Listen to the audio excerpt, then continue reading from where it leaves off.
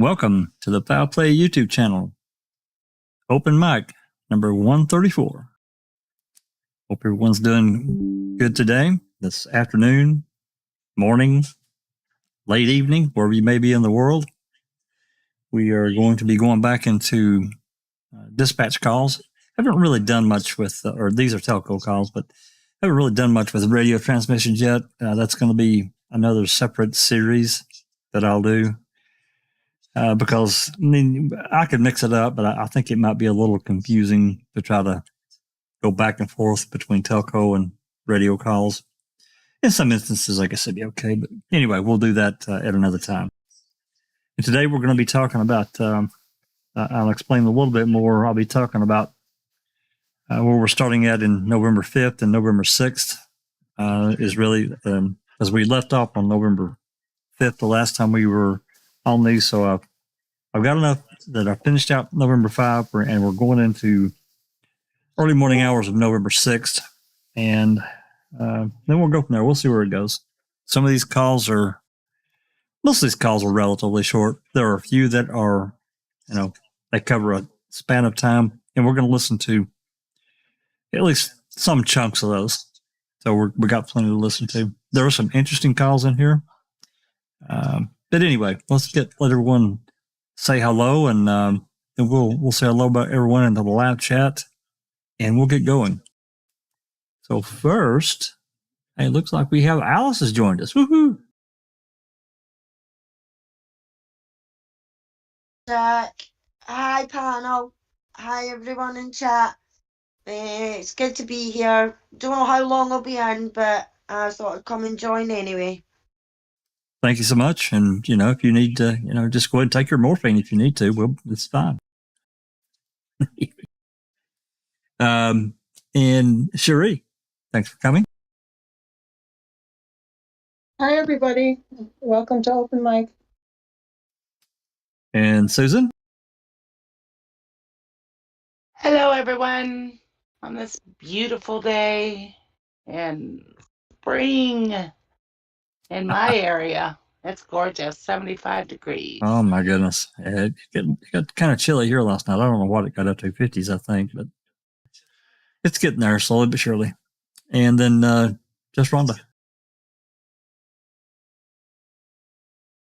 Hello, everybody on panel and everybody in chat. It's great to see everyone here. And I don't think we're ever going to get warm here. So I guess I'm kind of jelly with Susan and others who are having warm weather, because we're going to get some more snow between now and Tuesday, I guess. So yay! So that means it's coming this way. Yeah, I'm really, I know I say it every time, but I'm really so over it. Becomes very depressing, to be quite honest. It really does. It does. So, and anyway, so yeah, but it's good to be here. It's good to see everyone. And, while you're talking, you've got the floor. Why don't you give us a hello to everyone that's in the live chat that's joined so far, and then we'll get rolling. Right, sounds good. So it's time for Romper Room, everybody. So hello, there's JD. I see Katie did it. Mystic Jinx, it's great to see you. Angie Dickinson, I see you over there, Angie. Dark Side of the Moon. And Galataki made it back to an open mic live. It's so great to see you. And there's Gloria Glinetsky. And we have Colette M. Hi, Colette, I see you over there. Nan's Life, it's so wonderful to see you. Rumor has it, hello and welcome back. Cherry Limpantillo, and Sherry likes turtles. Turtles are cute. Pete Moss, how's it going? It's great to see you as well. Let's see. Oh, we have a lurker. TJ Anderson is here. Under your scars, I see you in the back. Justine J, it's great to see you. Welcome back. Let's see. Anthony Hills. We are going to be right on it in just a minute, Anthony. And JD, Jazznaz Gaming, Foul Play's newest mod. Welcome, Jazznaz. We have Ronald Cass And did I say under your scars? did. Welcome back under your scars. So that's the beginning of Romper Room for today. And next week, maybe we'll say your name. Have a good time. Sweet. That was nice. How nice. I didn't know we were having romper room, but hey, it works out, right? It's always Romper Room when we say hi to the chat. So I know Dr. Silkman has some things to do. It's his morning, so I know he has some things to do this morning. He told me he's going to try to jump in if he can, when he gets done. So, and you know, the open mic is what it is. The mods will be putting a link to our Discord. If you want to join into the open mic conversation, you can. Just jump to our Discord. You'll see us in the open mic room in the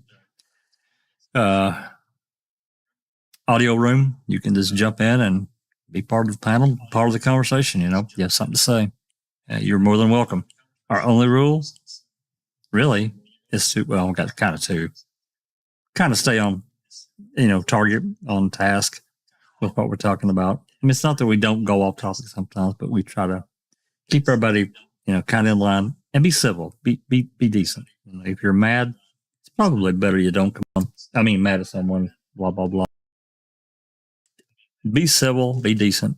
That's really pretty much our only two rules. Okay. So first up, this was kind of an interesting call, the first one that I landed on. Let me get over here to it, and I'll get it pulled up on screen. And as a reminder to anyone in Discord, you will have to unmute YouTube to hear the call. This first call, pop in there, is from Barb Janda, and it was at 4:42 on the afternoon of the 5th after she got released out of jail. If you remember, she had a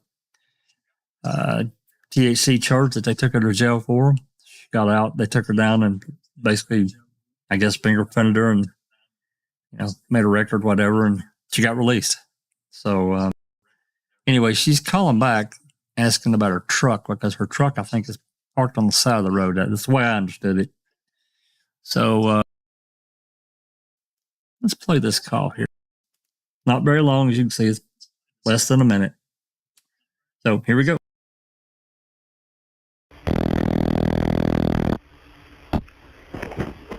Sheriff Department, Nikki speaking. Yes, this is Barb Janda. I just got out of there. I was just wondering, can I pick up my truck, or does it have to sit out there? Is it on 147? Yeah. Hang on 1 second.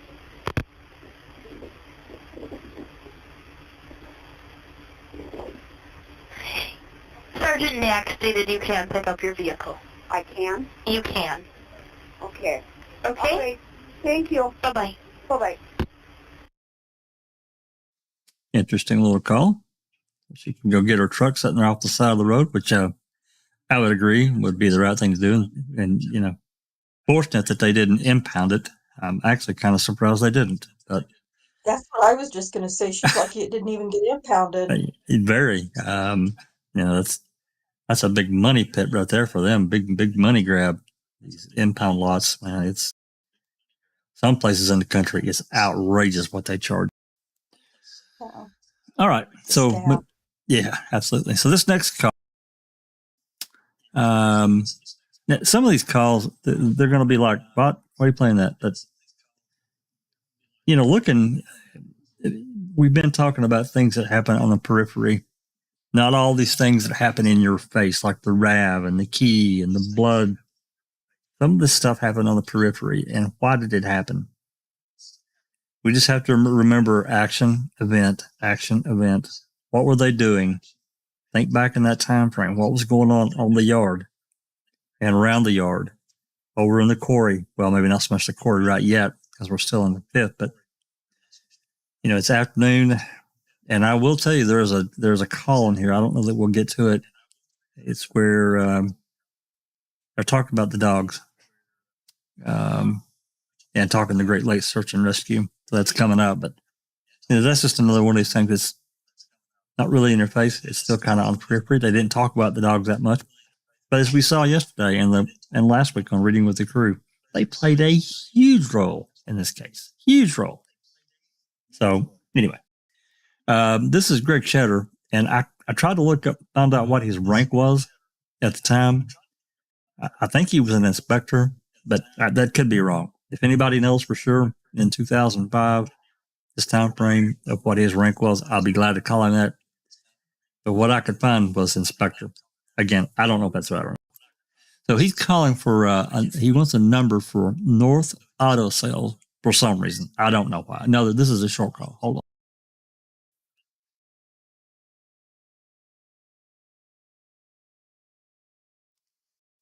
As you can see, it's about a minute and a half. So, all right, I want to play it.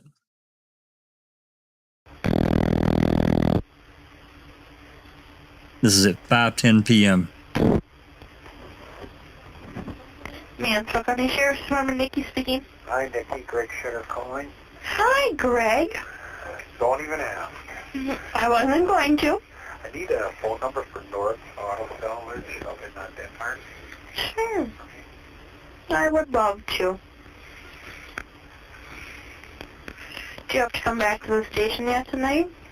Probably not. I'll see if I get out of here tonight. That's a possibility. Okay, yeah. I'm not sure who. I do have two phone numbers. Excellent. 863 Okay. 2813 Okay.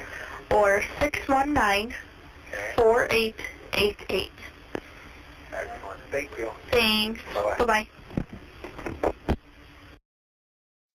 So North Auto Salvage. I said sales. It's North Auto Salvage. Who knows why he's calling? I don't remember any reports. Doesn't mean that there's not one. It has some kind of information, but I don't know why he's calling this outfit. Comments? Nothing? Move on? Okay. Move on. Okay. Well, I have a comment. Yep. We stayed for the first year that Cherie and I went to Raleigh. I believe the Raleigh house that we stayed in was in Denmark, if I'm not mistaken. Is that right, Cherie? Well, that's the one I didn't stay there. We stayed at the Oh, Beetle that's house. where I But stayed. the You're house, right. the house you were in was in Denmark. Yeah. Yeah, on the farm, in the farmhouse. Yeah. Okay, Yep. that's what I thought. Okay, that's Hey, all. Jack. Yeah. I think it was, no, wasn't it Norbs that had the crusher that owned the crusher? Yeah. Was that called? Was No, that that's called a Norbs? No. This is North Auto Salvage. There is other calls to Norbs, but it's different. Okay. I'm not even. I think I can't remember if I picked any of those up or not. I don't think I have so far. I don't remember. I listened to a lot of calls, but anyway, Jacobs, as you can see here, this is on one of the key calls that either yours or I put in here. 11-5, Jacobs calling for George Zipperer's phone number, which is, I'm not going to say it's weird at all, but remember, they had already been out to interview the Zipperers on 11-3. And allegedly, I guess, according to Dettering's report, at least Jacobs, and I hate to even assume that Dettering went with him, but at least Jacobs went back and made a recording of Teresa's voicemail. That's what it says in his report. I didn't pull up the report. I mean, I can, but I didn't pull up the report and look at it, per se, but I remember it pretty well. I looked at it a lot. So I'm just wondering if he made a call, wherever he's at, he made a call to the Zipperers about saying, hey, I'm going to come out there tomorrow and get a copy of that voicemail. I don't know. This is a minute 6, so let's take a listen. Detective Jacobs.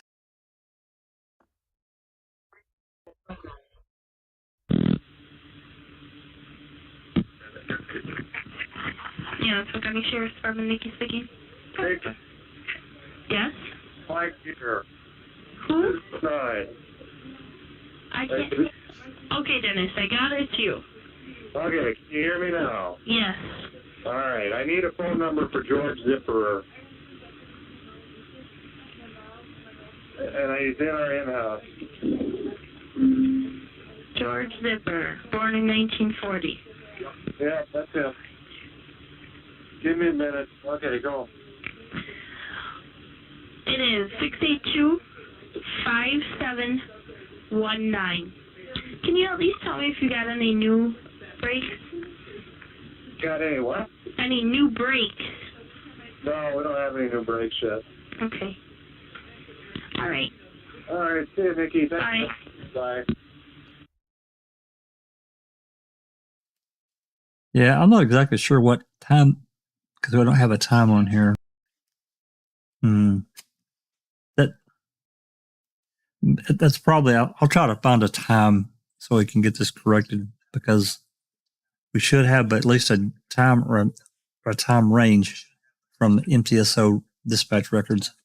I don't know. I'll see if I can find that. I do think it's interesting, the call, though. Yeah, anything going on in the chat? I see.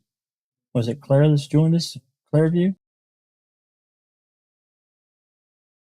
Yep. Claire just joined us a minute or so ago. Hey, Claire, thanks for coming. Yep, welcome. She said she can't chat, but she'll be listening. Sorry. Oh, no, go ahead, sure. I put in the open mic text. I looked up North Auto Salvage and Denmark, and it did come up Norbs, N-O-R-B-S. I don't know which is which, but I put the link in there in the text chat. That's interesting that they would go by both names. Or maybe I just misheard it. I mean, my hearing's not that fantastic, but I could have smelled a lecture. I actually hear pretty good out of it. Maybe he did say Norbs. Okay. This next call. This is Chuck calling in to dispatch. It's 7:19 p.m. on the night of the 5th, and he's pretty irate. I didn't listen to all the call. I've listened to it before. It's been a while since I listened to all of it, but I did hear the beginning of it, and he's, anybody broke into my fucking house, blah, blah, blah. He don't think he said the F-bomb.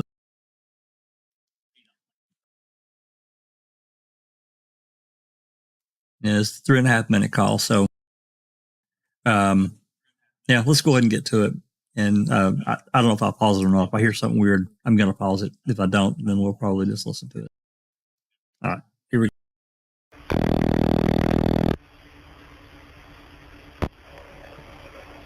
Sheriff's Department, Nikki speaking. Yeah, Missy. Yes. This is Charles Avery. What can I do for you? Well, if someone broke into my house down there, someone's going to be paying dearly.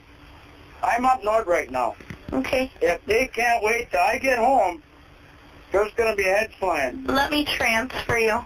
Okay. Dispatch 193.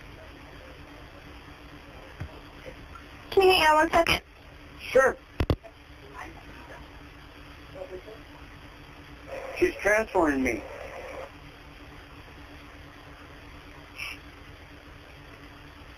Mm-hmm.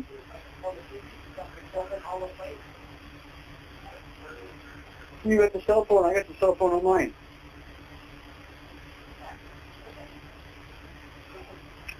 Good that.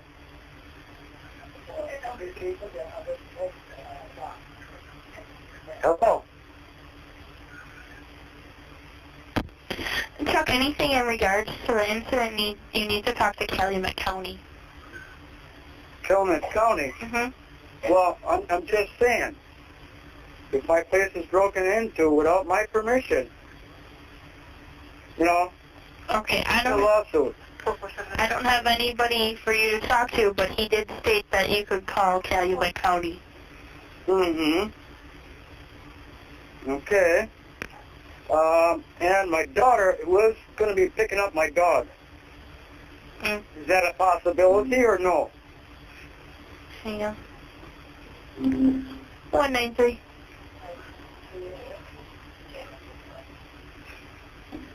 Dispatch 193.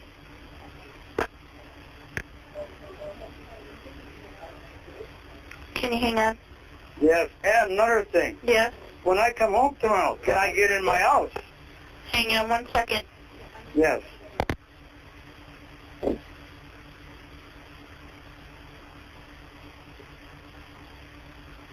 What?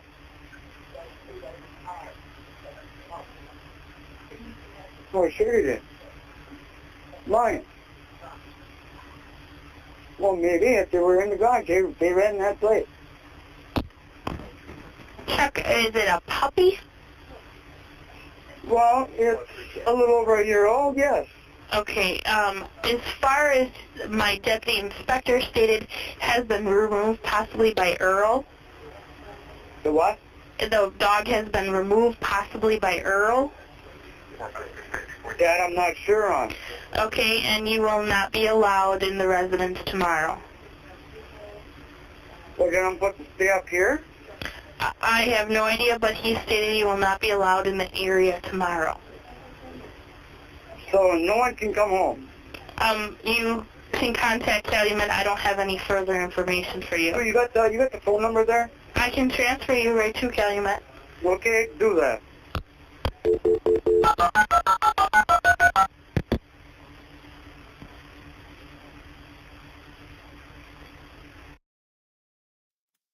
He's pretty irate. He's pretty upset. Putting lawsuits and breaking my house. Where's my dog? Kind of what makes you wonder though, if Earl got his dog, why wouldn't he say something? I'd be pissed too. I wouldn't be happy for sure. Because they weren't allowed back. They're breaking doors. They don't give a shit. That's right. That's right, Susan. And they never did reimburse anybody, I don't think. I don't know if Raleigh got anything. They just destroyed his trailer. He got a pittance. They did thousands of dollars worth of damage to the trailer and the concrete floor, and I think he got, I can't remember. It was a really small amount. They refused to pay for it. $300 or $300 or $400 or something like that. Oh, That's what I was God's thinking sake. too. Yeah, I actually I didn't even think it was that much, but it could have been. It wasn't much. I know that. Good It Lord. was a slap in the face, or it was just Yeah, a big no fuck. kidding. It was.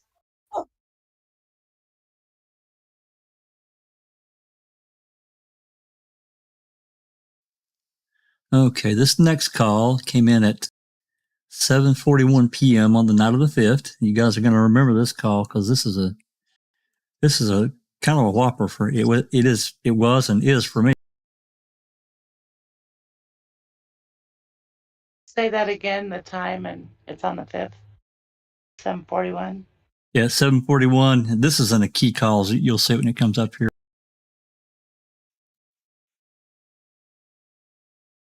This is from AAG. Well, actually, didn't this?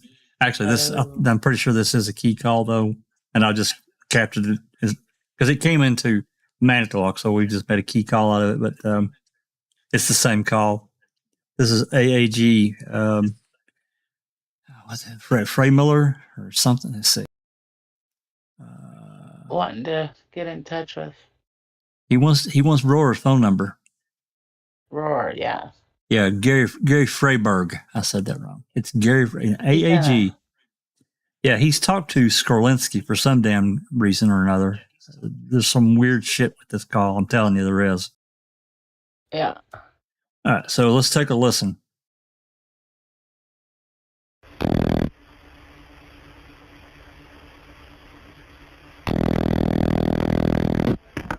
Manitowoc County Sheriff's Department. Hi, my name is Gary Freyberg. I'm with the Attorney General's office in Manitowoc.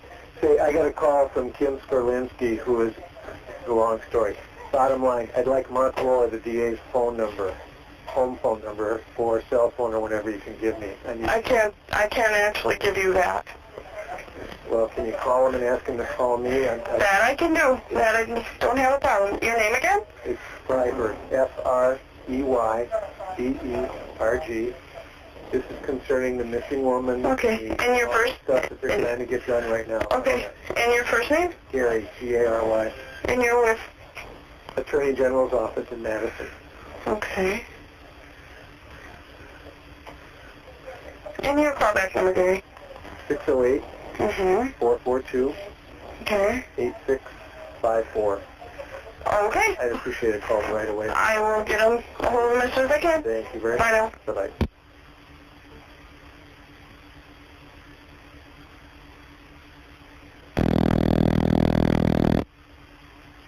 Phone. Good evening, may I talk on the Sheriff's County speaking? MTSO. Skorlinski is a DCI agent. Oh, DCI. That's right. I'm curious if he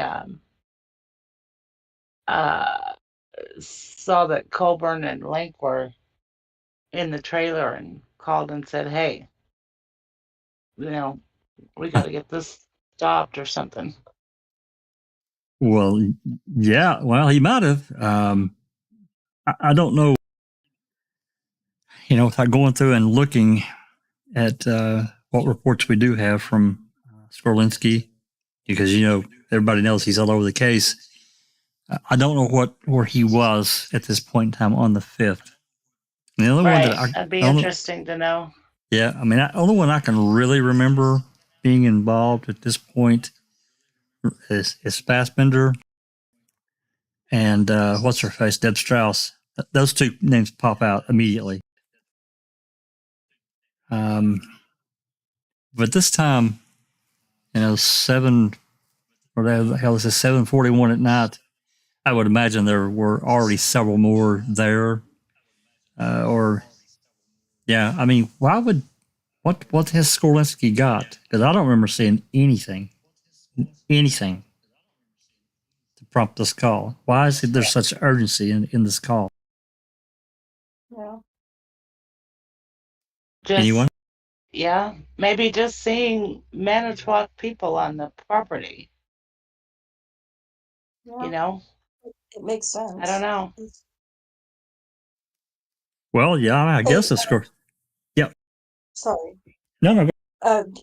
Nan's Life had a question in the chat. She said, "Do we have an actual time Calumet was deemed as lead since Manitowoc is being sued?"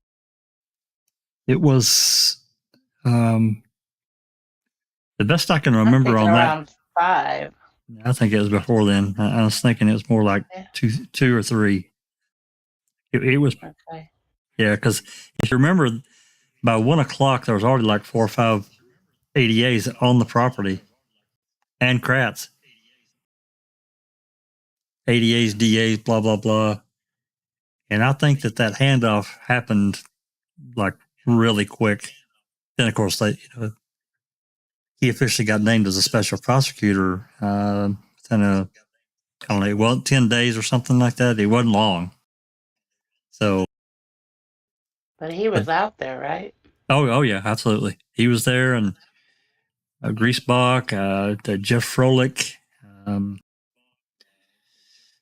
can't remember the others, but there were at least one or two more. I think there were 5 total at one time, and that was by 1:30 in the afternoon. So I don't know. Maybe it is the fact that maybe Skorlinski saw, a bunch of Manitowoc officers on the property and going into Avery's trailer, or was told about it, and he's like, they got a lawsuit. He's got a lawsuit on these people, and they need to get out. I don't know. To guess. Anything else?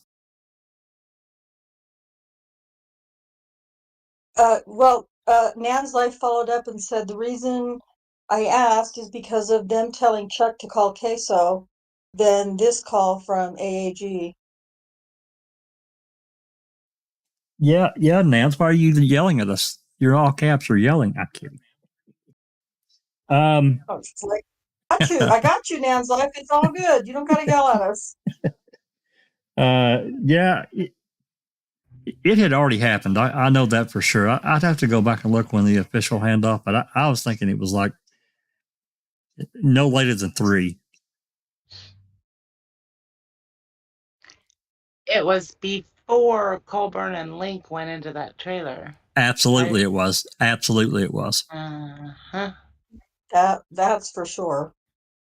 They should have sent the DCI in there. I'm sorry, DCI, or not DCI, the mobile crime lab people should have went inside that trailer. Yeah, that's right. There's no doubt. All right, let's Ron listen to. Cass says, can Yep. we FOIA phone calls between Skorlinski and Freyberger?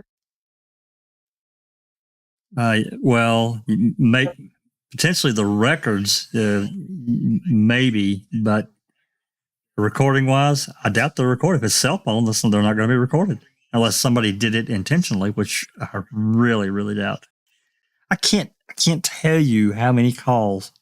I mean, just in the batch that I went through to get what I have today, I can't tell you the number of calls. 1021. Can you give me a 1021? Hey, how about a 10? Yeah. That's a cell phone call, and it's about the case, and I so disagree with it. I'm sorry, I do. I know cops need to talk. I get that. At the same time, if it's case information, it needs to be recorded. That's just my feeling. One way or the other, innocent or guilty, it needs to be recorded. So Anthony Hill said, "Where's the rabbit this time?" Still on the property. 1941. It's still there. I don't think they left till 8:30, 9 o'clock to go to Madison. So it was there for at least another hour. I'm best memory. I can't remember exactly when they pulled out, but it was that 8:30, 9 o'clock time frame. Best I recall. So basically, they were there, all damn day. Yeah. Okay. Sorry, I was taking a drink of this coffee. My bad. Okay. That sounds good, coffee. Ooh, I'm going to go grab a coffee while you guys are playing this next call. Okay. Well, I'm gonna finish this out. This is dispatch call Aurora to pass on the message. So I'll back this up 10 seconds and then we'll start again. Good evening, Manitowoc County Sheriff's Department, Katie speaking. It's Roar. Hey, Gary Freyberg from Attorney General's office called. He wants a call back immediately.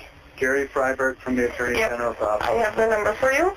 All right. Can I have that, please? Sure. It's 608.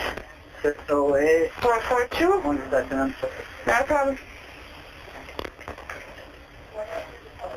Okay, let me repeat it. 608. Yep. 442. 442. 8654. 654. Yep. Gary Freyberg, correct? Yep. Is he an assistant attorney general? What is his title? He told me he's with the Attorney General office. Beautiful. I'll give him a call. Okay, thanks. Bye. Bye.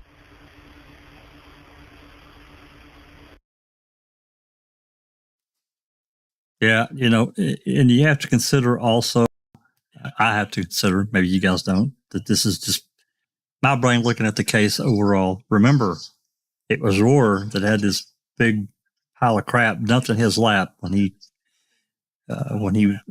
took the DA's job.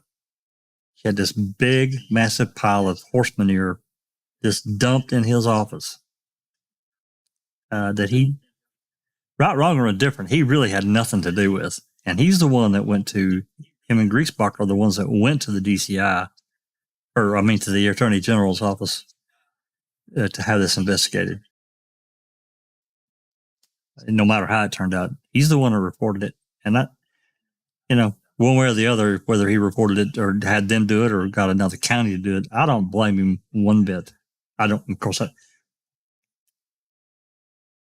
maybe for him, politically speaking, he felt like he may not have had a choice but to go to the AG's office for them to investigate. But I would have been, I think I would have felt better if Milwaukee or maybe even, Green Bay, Brown County had investigated instead of the DCI. That's just my comfort level, just from what we know now. Hindsight's always 20/20, though. So I don't know. I don't know what that relationship. We don't know what this behind the scenes relationship is between Roar and some of these AAGs and various people that I'm sure that he talks to just in the general course of business. But I don't know. I just think the call is, it's a red flag to me. It's a big one because he was urgent about having to talk to him right now. Give me his number. I need to talk to him right now. So what the hell was going on? So, hey, there's I see Ian Rosen. Is that Mr. Jinx?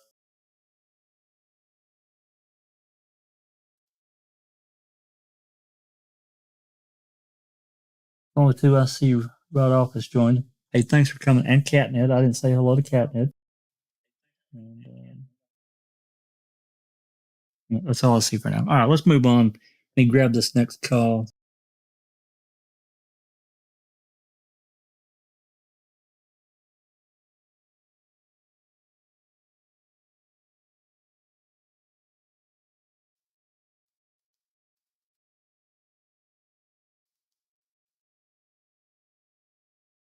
You're going to see this. This is kind of a common theme. This is Detective Jacobs calling, and he's wanting a list of various agencies around the area, Manitowoc, so forth, Two Rivers, of these different agencies that have the jaws of life. And that would be fire and rescue, that kind of thing.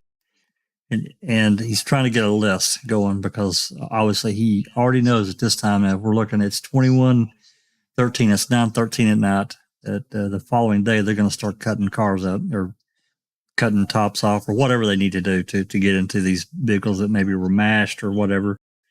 So he's calling now. This is going to come up again on the 6th. I'll tell you that. And because they're trying to get as many teams out there as they can. But there's some urgency behind it because I guess they think that Teresa's been squished up in some car. Which again, that goes back to the conversation we had yesterday about the dogs, the damn dogs. They would have smelled it in decay. They would have hit on it. There's no doubt about it. So anyway, this call is not a very long call. Let's go ahead and get it played.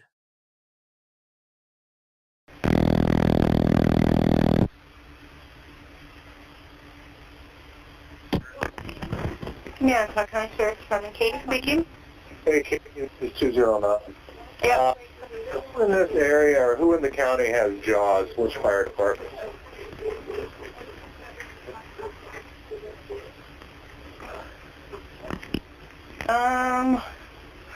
You guys are in 147. Yeah, anybody in the county. Okay, you just need a unit up there. Well, we don't need anything right now. We're trying to line things up this month. Okay, Michigan does. Otherwise, Two Rivers, City of Two Rivers. Okay. Anywhere else? Manitowoc, City of Manitowoc. I believe Viking Ambulance, which is out of actually Brown County, but they cover our Maribel area. Right. Valders does. Keel does. We got lots of options. Is that it? Newton? Let's see. Two Rivers, Cleveland, Townersville, Keel. Yep. Keel. Manitowoc, Maribel, Michigan, Newton, Town of Two Rivers, Two Creeks, and Valders. Two Creeks, Town of Two Rivers. Okay. Okay. All right. Thank you. Sure. Bye. Bye. And as I said, this is going to come up again. There's actually several more calls about this with Rick Schetter. They're kind of playing phone tag and trying to get things like that. But I went ahead and included, I didn't include all of them, but I included at least a couple. So the urgency of getting these cars clipped apart, I don't know, seemed to be a big thing. They apparently didn't have trust in the dogs, which I guess to me that tells me they didn't really understand how these dogs work, I guess is the bottom line.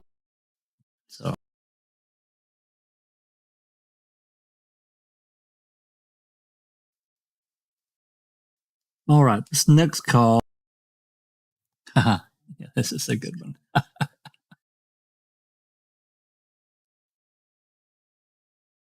It's not really relevant, but I thought that I would go ahead and include it because there's more than just this one call. I didn't capture the other one. I think it actually is maybe on CASO dispatch, but apparently there was about this coverage because they were arranging for. Remember, this is the 5th, so they're arranging for coverage because they've seized the Avery salvage yard for security purposes in various places around the yard. And of course, this means overtime, I'm sure, for a lot of them. Anyway, apparently there was some cuss fights and blah, blah, blah, drama, blah, blah, blah. Anyway, this is I don't remember this officer's name. It's called, maybe Jeff, but I can't remember for sure. He's calling into dispatch, and I think this may be Lieutenant Simon that's talking to him. I can't remember for sure, but it's about a minute and a half. Let's listen to some of this. I think it's kind of funny, but maybe others don't. A little drama here. All right, here we go.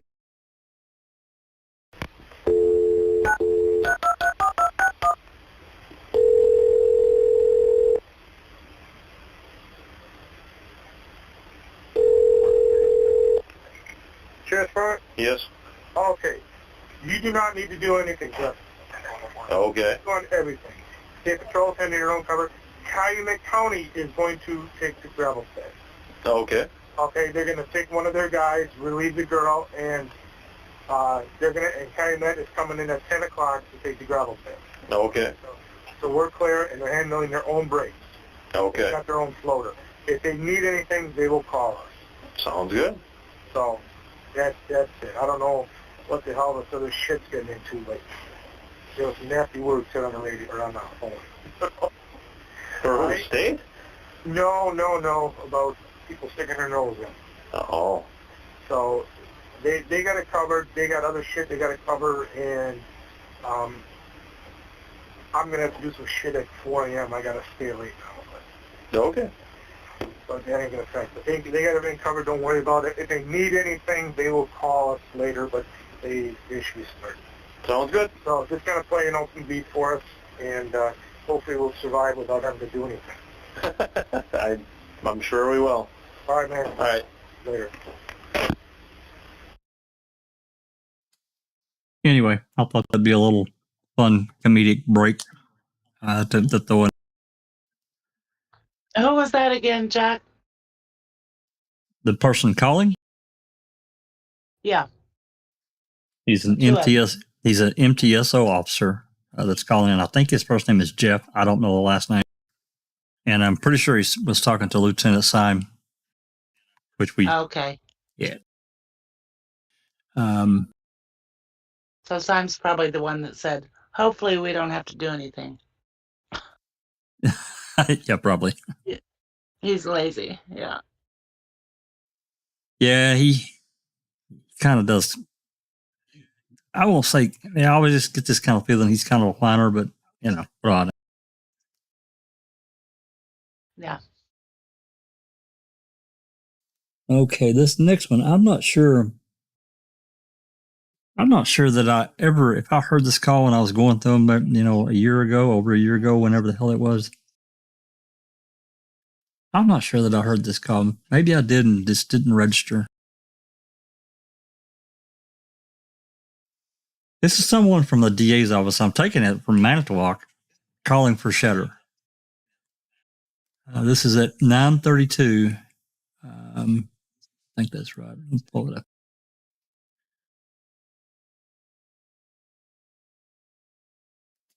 Yeah, this is I'm sorry. 9:12. I guess I just mistyped that. Hopefully I've got the right call. Anyway, someone from the DA's office calling for Greg Schetter. Pretty late, too. So let's give this a listen.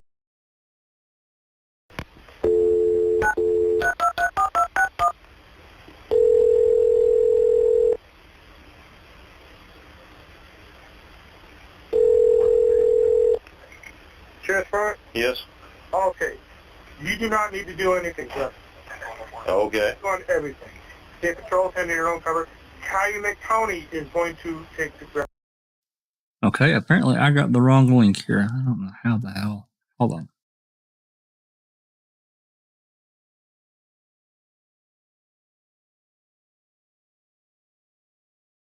Apologies for that.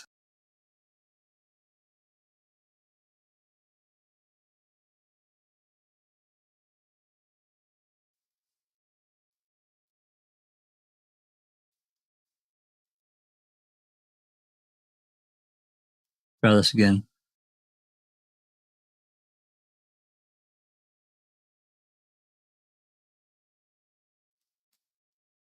I may have to back. Let me start this. I may have to back it up. I don't think I time linked this on purpose, but I might.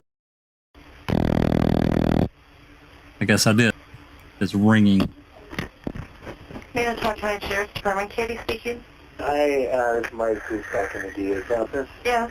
Could I get transferred out to the command center out at the Avery place? I just came from there and I needed to talk to one of those guys. I don't know if Greg Schetter might be out there. Okay, hang on, let me find out a number.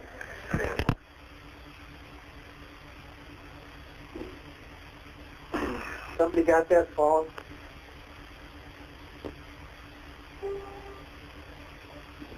I'm home. I've got it right here, Joey. Yeah, I got it. Hello? Yeah.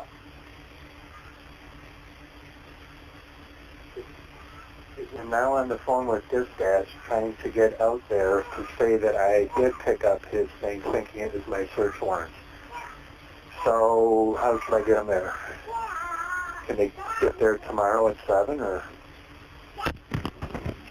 Mike? Yes. Okay, I'm going to transfer you out. Okay. Just Okay. All right. Go ahead. okay, hang on.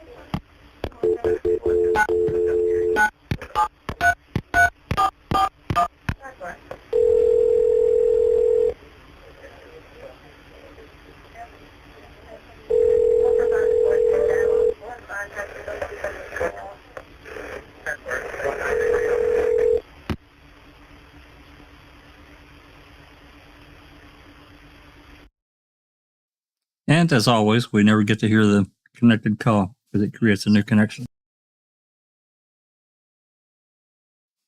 2 points, I guess. Well, maybe just one.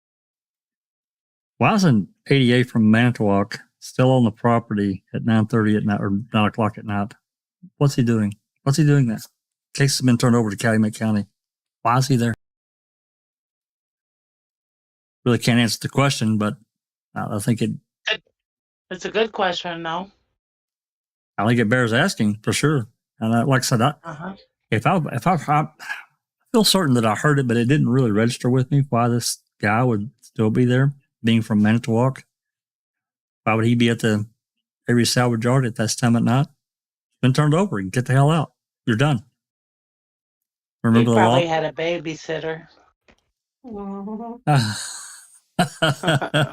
Well, maybe. Was he? So was it was okay. Was he babysitting Crash and watching his ass? I mean, Yeah. I don't. So I thought Crash that was a babysitter. well. He liked to be.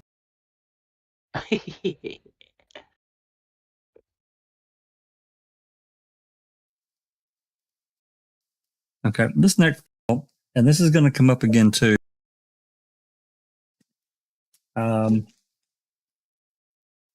And I do want to say that I'm playing some of these calls because they're lesser known. Are they relevant? Probably, but we can't really connect the relevance because we don't have enough information. But this one's about Xander Road, and it's going to come up again a little bit further down. We're not quite late enough, but I think it's coming here in the next. It's coming. I know that there's another call about Xander Road, specifically 3302. And we should get to it. But this one is Greg Schetter calling in, inquiring about 3302 Xander Road. So let me get that pulled up here.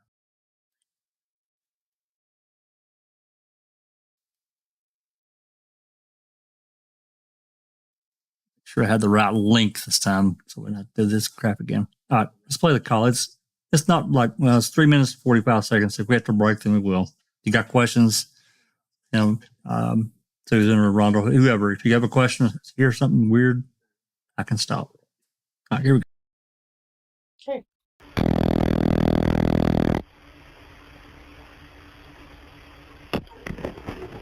Manitowoc County Sheriff's Department, Katie speaking. Hi, Katie. Greg Schetter calling. Yes.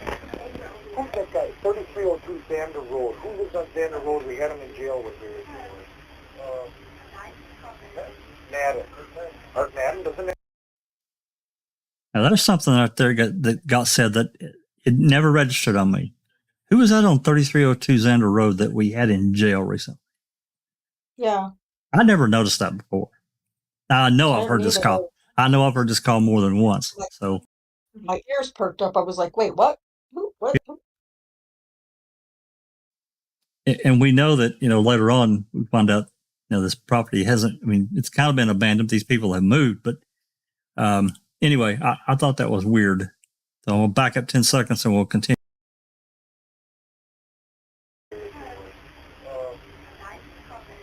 Madden. Art Madden, doesn't that sound right? 3302 Xander Road? Can you confirm 3302 Xander Road? Mm-hmm. That is? Let me see here. Yeah. I'm just going to run him because in-house he's showing 2632 Xander Road.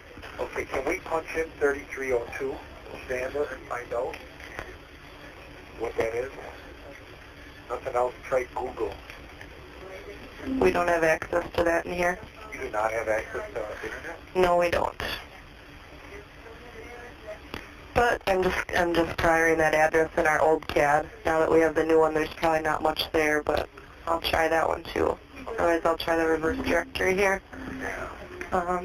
His 27 shows 2632 Xander also, so. That's the NAS, right? Right. And in the old CAD, that address doesn't come up at all. That address hasn't been used in the new CAD either. Hang on, let me get the reverse directory. For you to play with.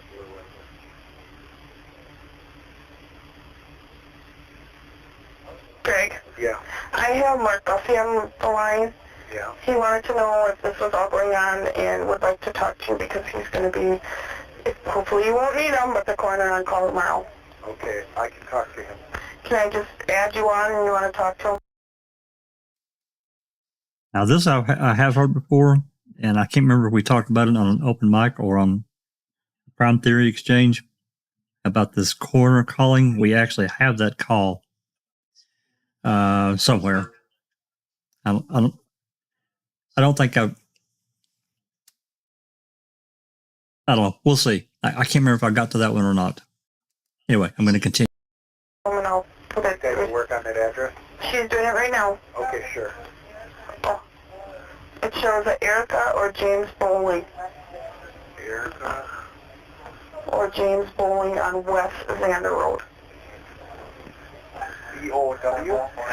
B-O-W-L-I-N-G? Okay, yeah. B-O-W-L-I-N-G. Any and all, pull up any and all information on those parties. Okay. I'll let Katie know. If you want to hold on, I'll just add you on to, let's see. Mark? Yeah. The Deputy Inspector Shetter's on the right side. All right. Okay, go ahead. This is the part here, because this is kind of he had called in on another line, I remember now. And so she's moving it over to the other line for this assistant coroner to talk to Schetter. All right, I'm going to continue. Okay. So, Mark. Hey, Greg. You're the on-call coroner? I'm not on till morning, but I'm not sure if what you're gonna be doing. You're going to have to talk up, my friend. I'm not on till morning, Okay. so I don't know how far you are with everything. We have nothing right now. Okay. Probably got to be from here to anywhere right now. Okay. Obviously, night and the weather here isn't helping out. Right. So I think we're just doing some basic areas that we can where the weather doesn't affect us, but Okay. we don't expect to find what we're looking for. Until tomorrow. Probably tomorrow we're going to get a little aggressive. So. Okay. Yeah, I'll be on the whole day, so. Okay. Just so All right. I'll be a little aware of it. One way or the other, we'll take this. All right, thanks, Rick. Touch base. Yep. Bye.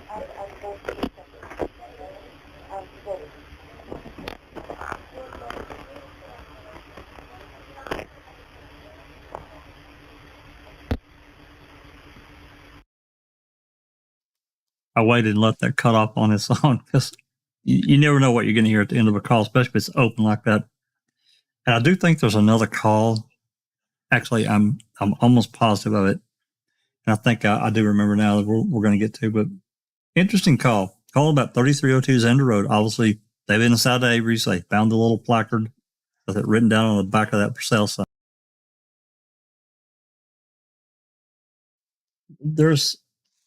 It's going to come up. There's another call. It's actually 3 calls that I put together. I think it's in the key calls. I'm pretty sure I've got it in the list for tonight to play. They send a couple of units out on code looking for, I think it's Andres Martinez. I think that's right. But anyway, let's continue. Unless there's questions, comments. I saw a few comments flying by. Rhonda, Susan, Cherie, comments? Well, Anthony Hills was asking about the cadaver dogs around the garage and the trailer. I think Dr. Silkman answered those for him. Then I just made a comment in the chat that when Cherie and I were there last year, we spent quite a lot of time, like I would say a couple of hours, if not more, scouring Xander Road east and west looking for that address. And there is But no that- building there at That all. I house, don't know what was there then. that house, there was a house. That house got tore down, didn't it? It must have, because there's nothing there. Well, we saw a house and I wanted to go in it, but Rose was pretty insistent that it wasn't a good idea, so we didn't. But yeah, we wanted to see the house, but there's nothing there. I did look up that Erica Bowling, and it does show that she lived at 3302 Xander Road at one time. So Yeah, I see your thing here in the open mic text. yeah. Not only that, sorry, Cherie. Not only that, but there were no buildings around that, when you look through, when I was using Google Earth Pro to look for it, because I was trying to map a lot of stuff out on Google Earth Pro for us, and there showed a whole bunch of buildings, farm buildings and silos and all kinds of stuff, but the address 3302 didn't match up with those on either east or west, because we were not sure, maybe we got the wrong, direction, and it was interesting trying to find a place, but anyway. But didn't you say you know how to Jack, go do it, look at how it looked in 2005, so maybe you could try that, or if you haven't already. Oh, Google Earth Pro, Yeah, absolutely. Rhonda knows how to do that. The historical. Yeah, and I did that. That's what I was going off of, was the 2005, and it wasn't showing. I mean, it was showing everything there, but then when I brought it up to as current as I could at the time, it was showing the same kind of thing. But when we got there to look at it, it was showing the same thing but overgrown. But then when we got there to look at it, remember, it was just like we felt like we were in a twilight zone because it wasn't matching up. That is so strange. That is so weird. Yeah. Is that how you remember it, Cherie? Well, I don't remember if I ever saw the 2005 version, but yeah, it was weird. Not what we were expecting. Yeah. Hold on just a second here. Now you've got me, you're eyeballing me now. I got to pull this up. I'm sorry. Sorry. It's okay. Let me see if I can add this to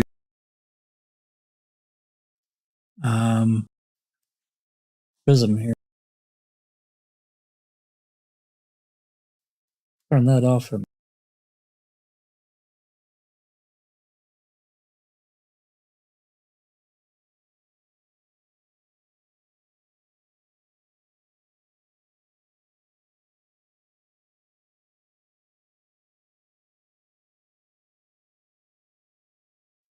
It did let me add it.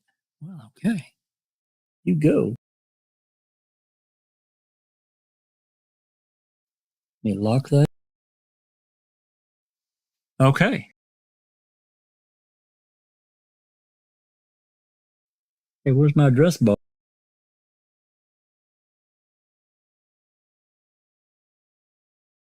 Go up to your file, or view rather, go to view. Okay. And say show side panel or something on the view tab. Don't break the internet, Jack, says Anthony. Got it. You got it? Okay. All right, 3302 Xander West Xander Road.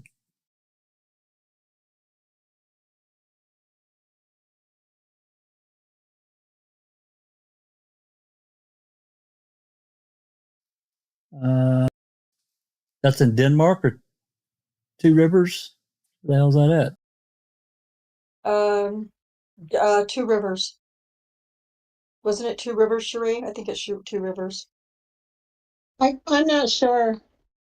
Kim, Yeah, those little towns all kind of ran together, to my recollection. That kind of looked like what you guys were. Yeah, and you see those buildings right there that you're just about to come to with your cursor, to the left? None Got of it. that was there. Yeah, none of that was there. That That was is, just an empty field, wasn't it? Yeah, it was just corn. It was a corn. They had corn planted. I remember But this. the creepy place in the trees was there, right? Yeah, I Like an think old it's. barn I'm or pointing with my cursor, and that's not working. Yeah, so if Jack takes his little cursor to the right, there's like a clump of trees or whatever there. Right there. That is where I believe the old building was that I wanted to go. Cherie and I both wanted to go into it. But I mean, we didn't. But that's all that was there that we could see. But we thought that was supposed to be 3302. We thought that was the address, the house. But it was weird. It was just a weird experience. Well, look at didn't you the. say it? You What said was it it? should have been on the other side of the road with the even Yeah, number. Didn't you? yeah. It was really strange because when you're following the addresses, yeah, it should have been on the other side of the road, but there was nothing over there as far as I can remember. Still nothing over there. I'll do a historical. Yeah. Hold on. And was this a house or a barn, Rhonda? Within those trees. I thought it turned out to be a barn. Yeah, California, the sour cream, Alabama, Ashley. Yeah, it was. Well, what do you think, Cherie? It looked like an old house. I mean, it had like a front door to it, if I remember correctly. Um, Jinx is saying put a west in there, 3302 West Center.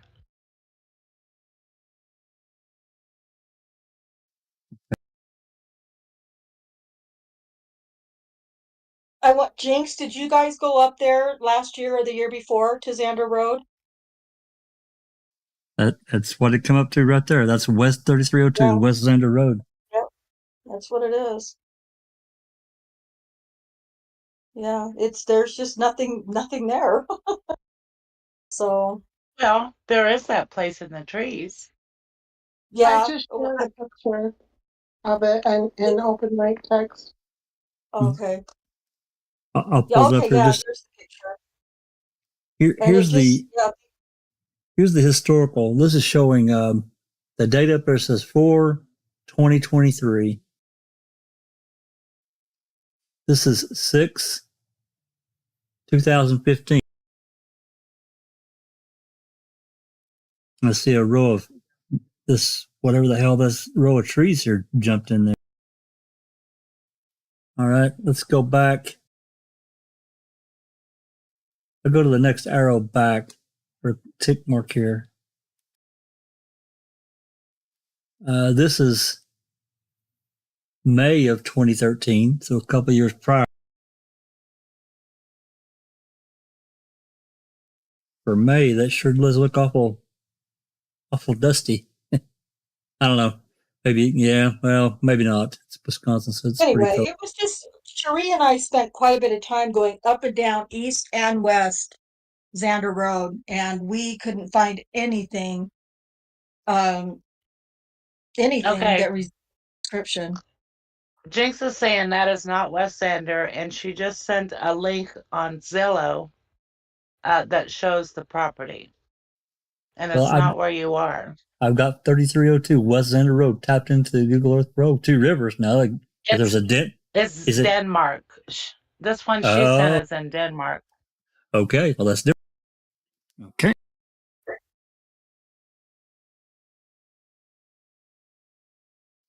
That would be different. Damn it, I clicked on $347,000.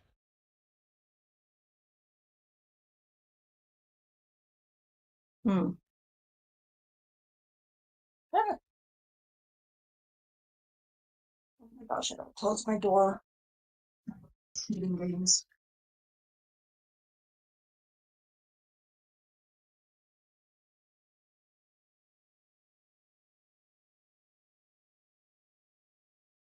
So Stephen was thinking about his big money. Okay. Okay, bud. If indeed he was looking at a house there.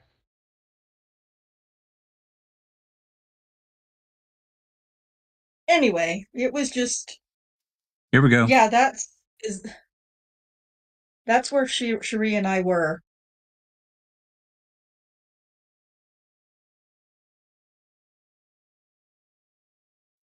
I'll get a more current photo and then we'll go back.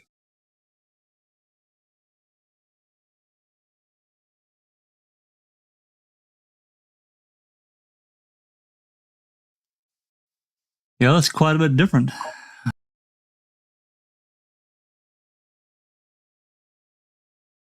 They talked to the people who live there, I believe, in DCI maybe.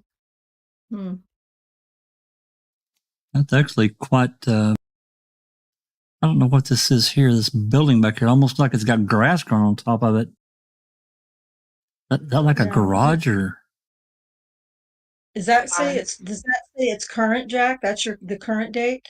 That's correct. This is, wait, hold on. Nope.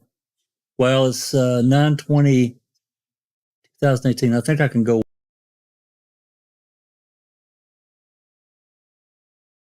That's as far as it'll let me. That's it. 2018, September. Okay. Anyway, yeah, I know we drove all the way. If I'm not mistaken, Cherie's husband was doing the driving, and I know we spent a couple of hours looking. And I'm pretty sure that we went all the way west and east and didn't find what we thought we were looking for anyway. This is September 2005, so we're right in the time frame according to this. It's different now. That's obviously the property's changed. So anyway, it's still interesting that there was so much interest in this property. It's a pretty large property too. I don't know how much land is it. I don't know if they own all this and all this surrounding it, but hell of a driveway there too. Yeah. Mm-hmm. Oh, it's an interesting little side trip. Yeah, sorry. No. Oh no, it's all good. That's my fault. It is not.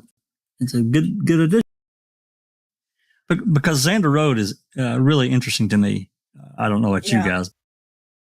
Well, it is to us. It definitely was to us. We spent It a was long sold time. in 06, it says. What Jinx said. It was definitely of huge interest to Manitowoc and Calumet. Right. Okay, so this call. This is Greg Schetter. He calls back. Apparently, he let them. They did their thing, run it through the system, and he's calling back to get what information they get pulled up with on 3302 West Xander. So let's It's a 2-minute and 20-second call, so let's take a listen.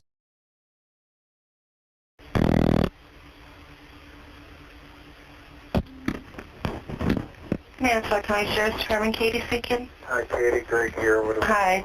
Well, I've got the 27s. They're both showing 3302 West Xander. Okay. On the 27s.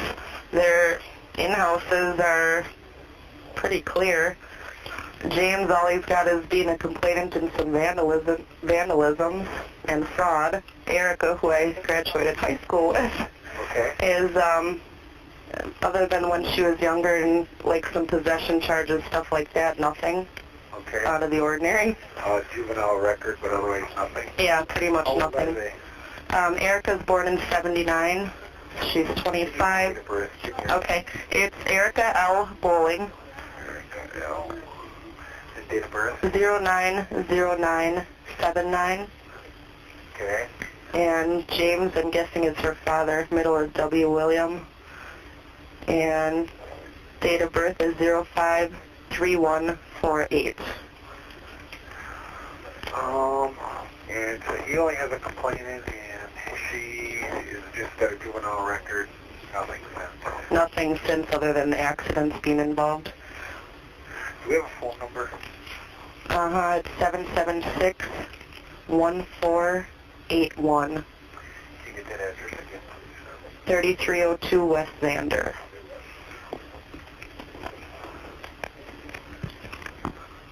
Is that Maribel? It's a Denmark address. Mm-hmm. And actually, his driver's license is showing he moved out of state in August to Pennsylvania. I don't know if he's back or not. Okay. Hers is still showing that address, so. And that's West Xander. I don't have anything listed for an East Xander. I don't know which one you're on, but That's West End. yeah, if there's an East address that's not listed in the cross directory. Okay, very good. Okay? Thank you. Sure. Bye-bye. Yeah, I'm pretty sure that I could be wrong, but I'm remembering it seemed like that when they made contact with this guy, he was still in Pennsylvania. They had moved, as I recall. Anyway, it's going to come up again.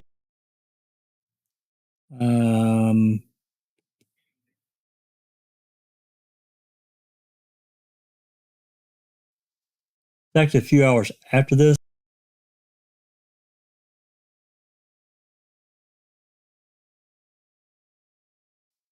Here's another call that I ran across. It's unclear about exactly what time it was this call came in, but it's from Colburn. He's at the salvage yard, and he's requesting tarps.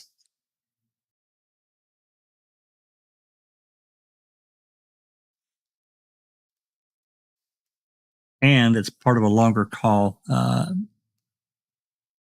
I don't think we may play a little bit more of it, but we'll see.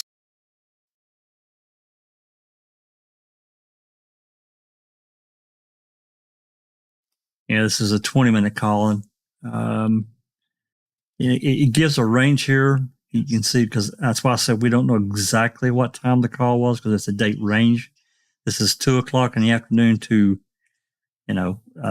10:26 that night. So somewhere in there, he's calling dispatch for they need tarps.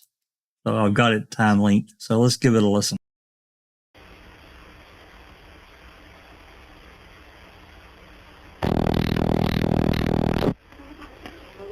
Lieutenant John. Yeah, John, this is Jim. Yes, Jim. We're going to need somebody to go to either Ace Hardware or someplace where we got an account and get us a couple of tarps big enough to cover this car in case it starts raining. Tarps. I can't count on the city because who knows when they're going to get out here. Tarps. Ace. Okay, I got, alright, now that I got you on the phone, I've got 451 and I'm holding 499. They're going to be coming up with the generator. Those two are for you for whatever you need for security on the residences. Alright. I was told to have 3 to 4 officers by Greg for security for the residences. Yeah, we got a ton of houses up here. Okay, so they're those two will be coming up. They're for you to use for security. Are they on their way up, or do they get the tarps too? Well, if they're still out at impound, we can maybe have them pick up the tarps. Have them pick up. I also have 492 coming in, so I may have him send too. But let me work on that part. Yeah, I was going to wait for the trailer, but it sounds like city's not going to bring it for a while. So. No, they're not going to be able to do it for a while. I need the tarps ASAP. Okay. All right, thanks. Sure. Bye. Bye.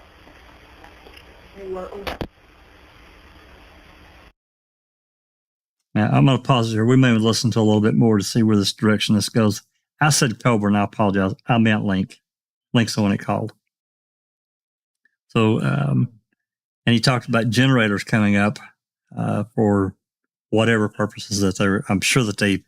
I say I'm sure. I'm pretty sure that they had lights around that RAV. I remember the photos where there was flash, or it looked like there was light. It was one of the two, and so I don't know what all they use the generators for, but they had some come plus other officers for security. So an interesting call, because if it's at 2 o'clock, now they've already been there for 3 hours.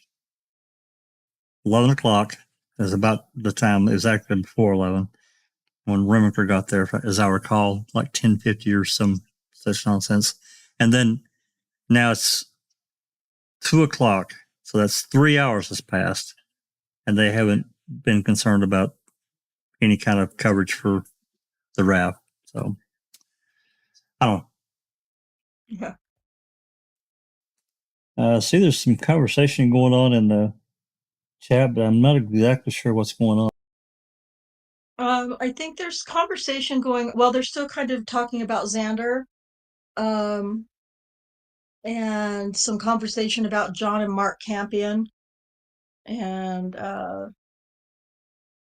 let's see. Let's see. Anthony Hills was talking about the RAV and the Blazer a little bit.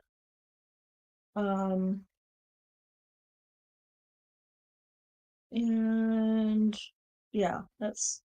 I see a comment by Anthony, says Earl and Chuck possibly buried the Blazer with Teresa's RAV on Scott's new property on 147.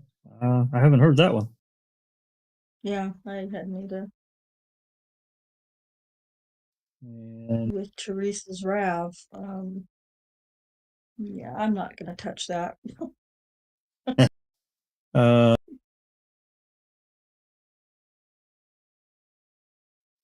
I'm just scanning. And Just Me says, no, Peter is his brother. I'm not sure who they're talking about. They're talking about Campion. Oh, and last name? John and Mark Campion. Campion lived on Xander, I believe. Really? On that, if I'm not mistaken. Interesting. It probably would be in that report. They probably listed his address. So anyway, interesting call about the tarps, that they didn't already have something, because they had to. I mean, I'll say they had to know. I mean, they were having rain anyway, and somebody not keeping an eye on the weather and not being concerned and not moving that damn car inside somewhere. Plenty of open bays there at Avery Salvage Yard. So anyway, all right, let's play just a little bit more of this call. I don't remember if I did or not. There may be nothing here, but hey, we got it up. Might as well listen to a little bit of it.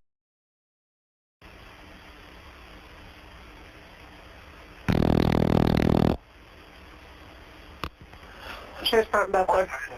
Christine, Yes. I don't know, you probably heard, but I'm taking over for Pete at Avery Road at 147. Okay. If you want to let dispatch know too. Pete is going to 42? I think so. He's transporting that Yonda party to the jail for state patrol, and then I think he's going to 42 unless John needs him. And you're going to Avery in 147? You hear that? So this is earlier in the afternoon when they took Barb down to Manitowoc, and I think State Patrol, he just said, did that. So this is relatively early in the afternoon. So just wanted to note that. All right, here we go. I am here. All right, good enough. Thanks. Yep, bye. Bye.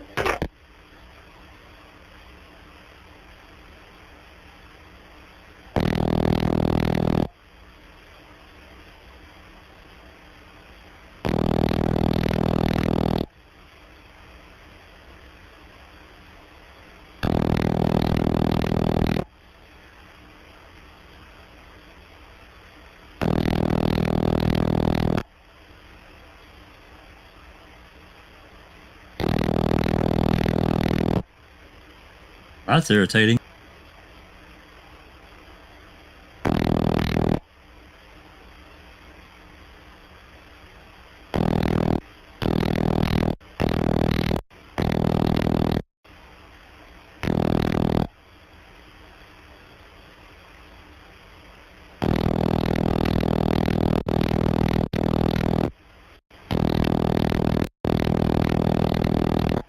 I don't know who the hell they're calling, but they're not answering.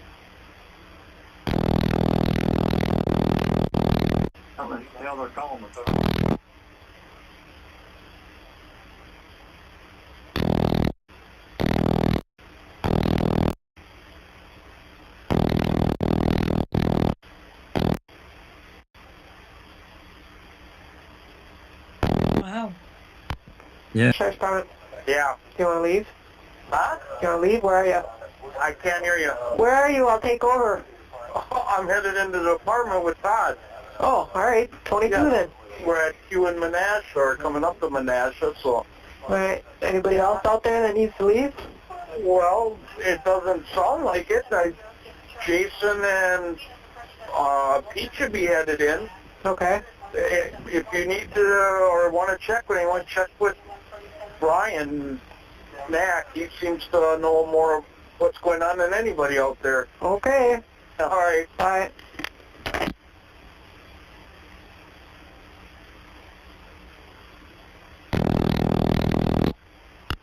You want that vehicle? Sheriff's Department, Bethlehem.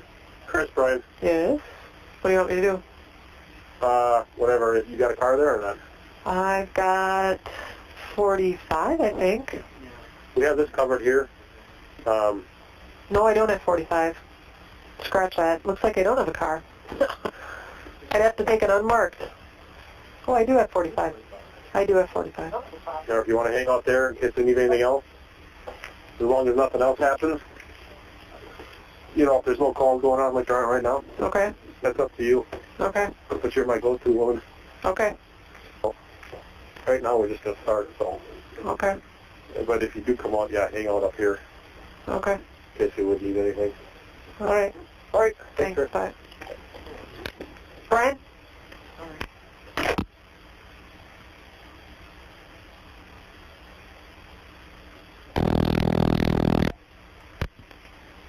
Dinner time. You, John, great. We're all done with our interviewing upstairs. I pass on the information to Jim. Now I need to know from you exactly what resources are we going to need out there so I can make arrangements. Okay. I'm pretty sure what he's talking about here because they had isolated Jody. If you guys remember, they had taken Jody out of General Pop and isolated her wherever, interview room or a cell, whatever. And Bessler, and I'm pretty sure Lieutenant Syme went and talked to her. And apparently this is an unrecorded interview. I've inquired and got absolutely nowhere. So, but they isolated her almost immediately, within just a few hours.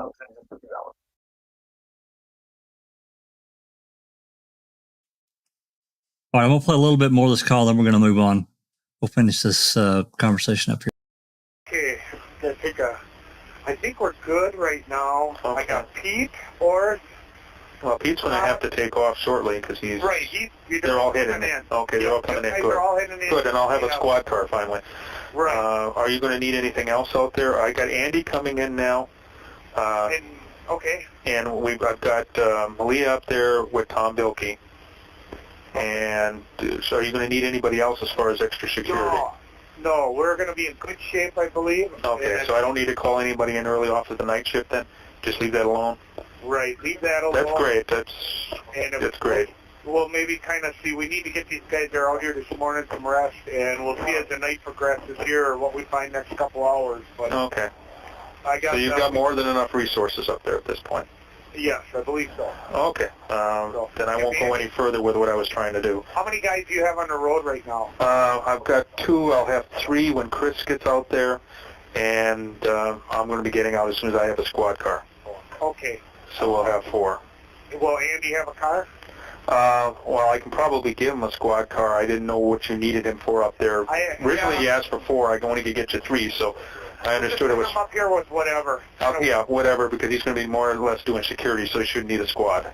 Right. Okay, sounds good. And I will do that. And the crime lab's taking care of all the processing of evidence, so no need for evidence checks? Yet. So they're just doing cursory searches of buildings right now. Okay. And the crime lab is... I don't know what time it is right now at this exact time, but if it's, after about 7:30, that's a damn lie because Colburn, Link, and Remaker went back into Avery's trailer.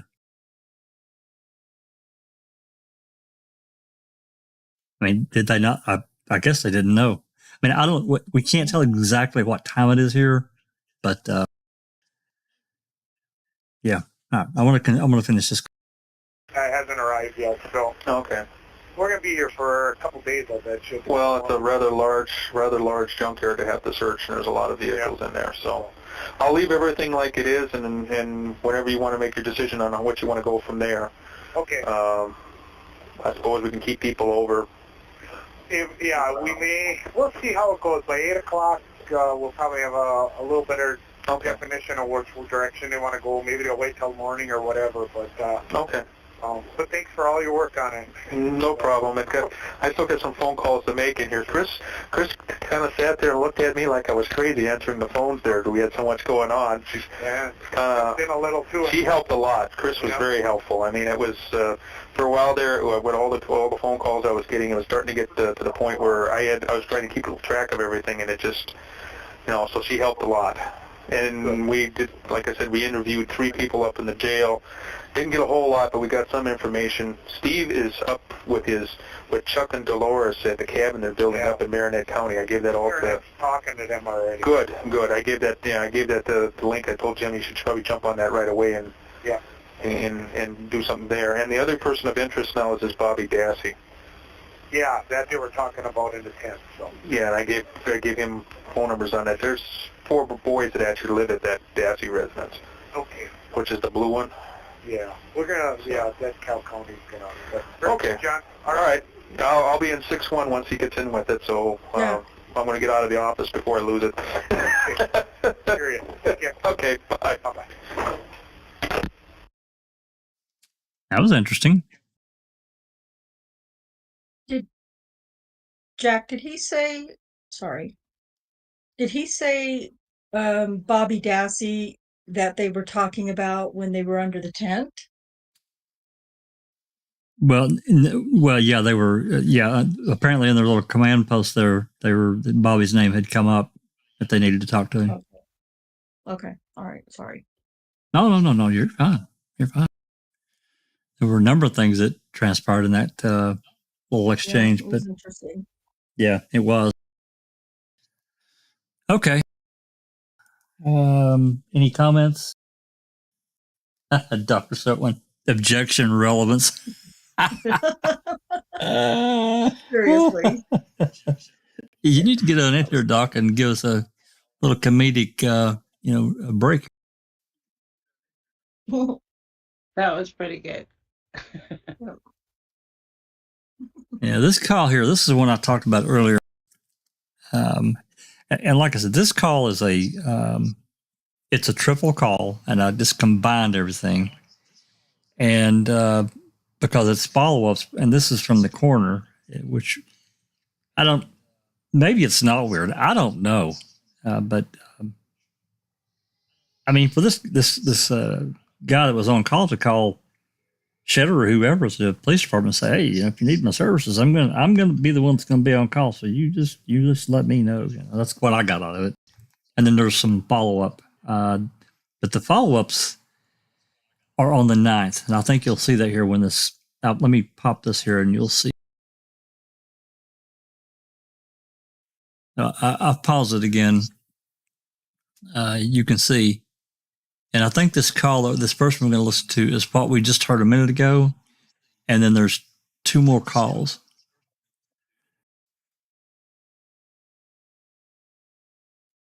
Yeah.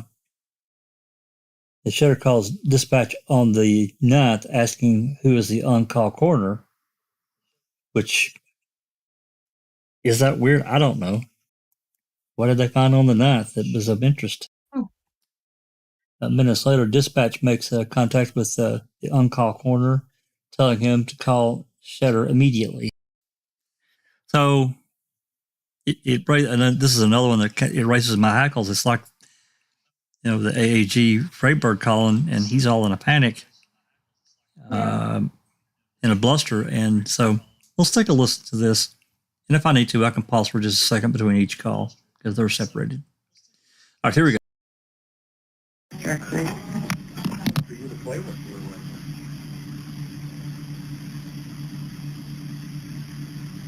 Greg? Yeah.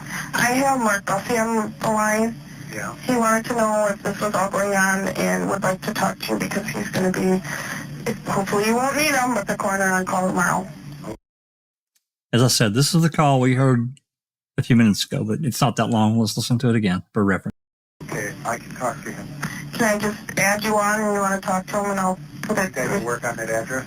She's doing it right now. Okay, sure. Oh. It shows Erica or James Bowling. Erica? Or James Bowling on West Xander Road. B-O-W? B-O-W-L-I-N-G? Okay, yeah, B-O-W-L-I-N-G. Any and all, pull up any and all information on those parties. Okay, I'll let Katie know. If you want to hold on, I'll just add you on to, let's see. Mark? Yeah. The Deputy Inspector Shetter's on the line for you. All right. Okay, go ahead. Okay. Mark. Hey, Greg. You're the on-call coroner? I'm not on till morning, but I'm not sure if what you're gonna be doing. You're gonna have to talk off, my friend. I'm not on till morning, Okay. so I don't know how far you are with everything. We have nothing right now. Okay. Probably got to be from here to anywhere right now. Okay. Obviously, night and the weather here isn't helping out. Right.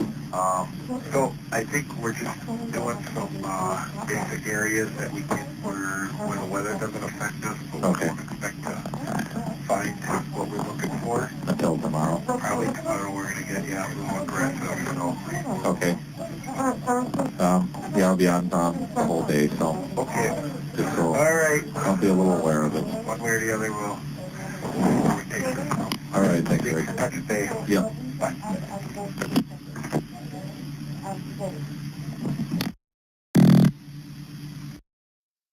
This is the second call on the night, 7:14 p.m. All right, here we go.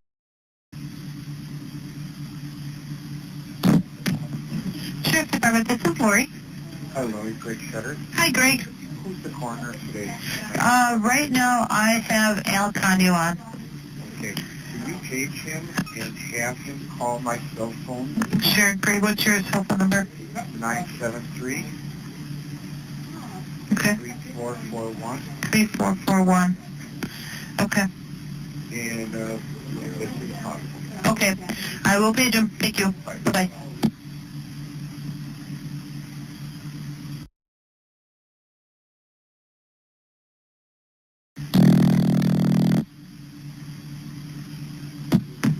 Central County Sheriff, this is Lori. Hey, Lori, it's Al at the coroner's office. Okay, Al, you are to call Greg Schetter as soon as possible. Okay. 973-3441. And was that Greg? Yes. Okay, he's the main inspector. Okay. Okay? Sure. Thanks, bye. Bye.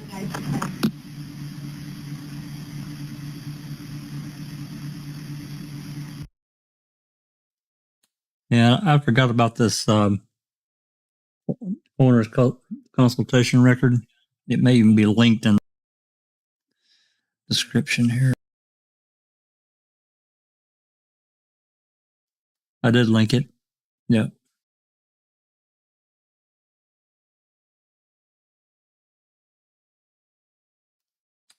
So what the hell's going on the night that Rick Schetter needs a corner?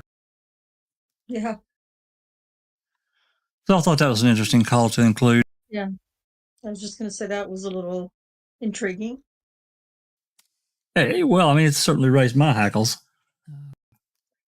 And again, we're left with not knowing. Yeah. Hey, there's Audra M. just popped in. Yeah, Audra, last one. I mean, you're late, so you got to buy around for everyone. Just kidding. Shot.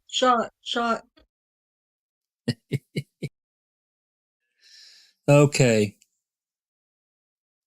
This next call is one I talked about a few minutes ago, that they call a couple of cars out on code to Xander Road looking for Martinez. Let me get that link here.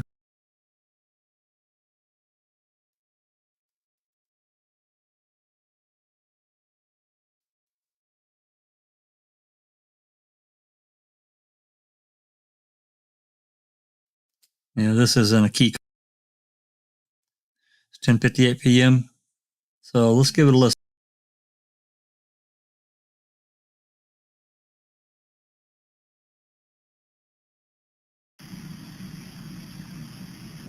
Dispatch 453, you're calling. Michigan area, go ahead. Dispatch 453 and 423, copy on code.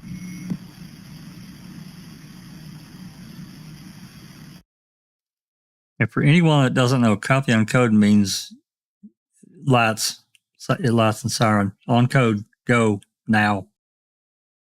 423.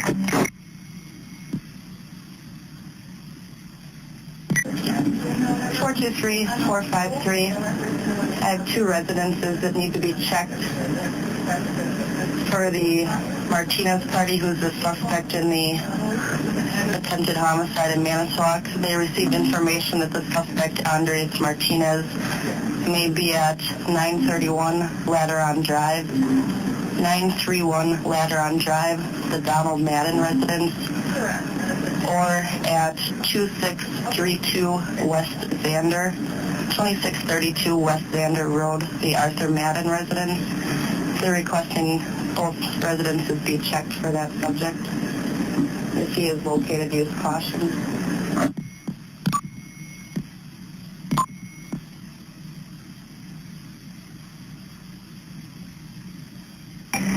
Three copies.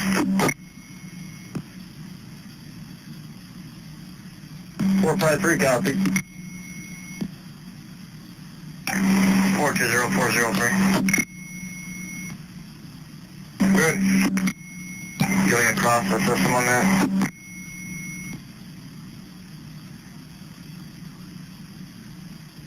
Negative, I'll be able to do it. Copy. Dispatch copied also. So just thinking about Rhonda and Cherie, just thinking about when you were there and, understanding the layout and the length of that road, 2632 to 3302, just in your mind, how far is that?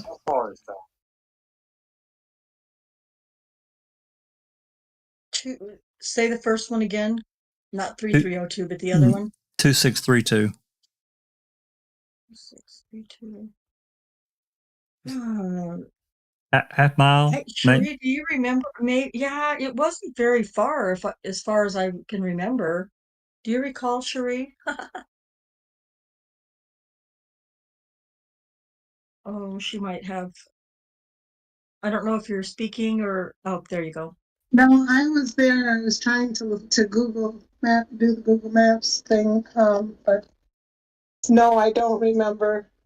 So I don't think it was very far. Within well, a mile. According to this, it's 1 mile, or 1 minute. From 3302 to 2632, but I guess that depends on which one which one we're at. Yeah. Right. I just didn't feel like it was very far. But, again, Xander Road, and I know there's another call. We're not to it yet. And I'm thinking it's on the 9th that they set up roadblocks on Xander Road up there. And I can't remember if it's associated with this radio dispatch or not. I think this is on the radio dispatch that I included in for tonight. Best I can recall. Okay.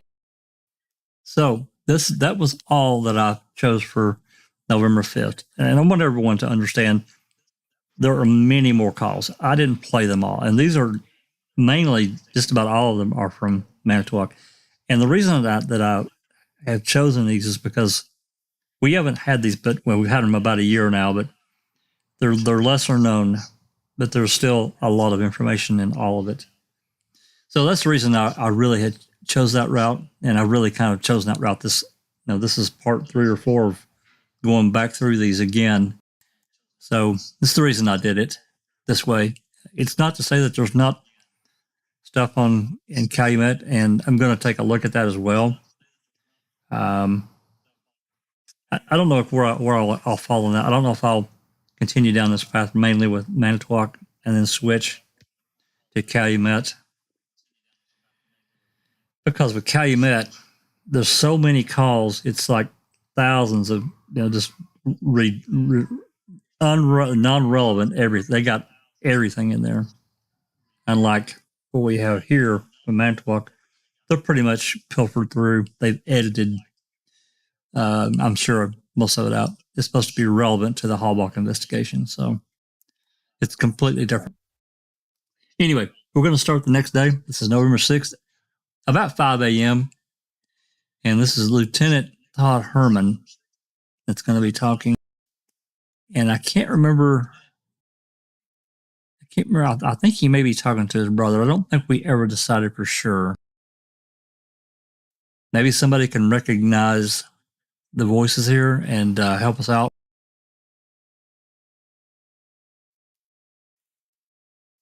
Getting the link here.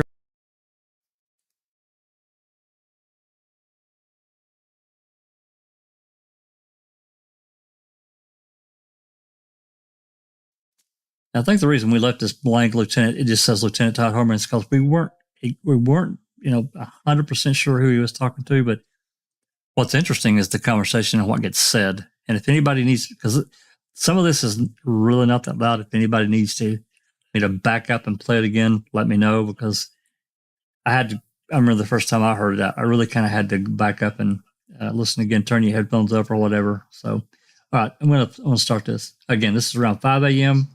on the morning of the 6th. Here we go.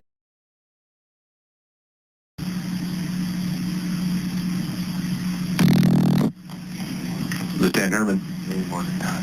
Hey, I'm just asking if you were still out there. No, I didn't. Very much. Yeah.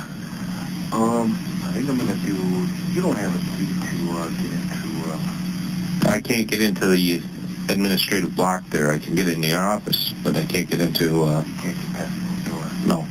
Okay, I'm gonna come in and get a credit card. But I'm thinking, right? Did you hear what he said there?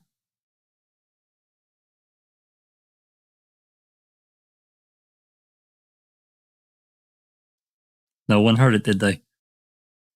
I was trying to talk and I was muted. I was just going to ask you if you could play. I was just going to ask you if you could play it again. Yeah, I'm going to. I won't say what he said because I know what he said. I'll let you guys listen.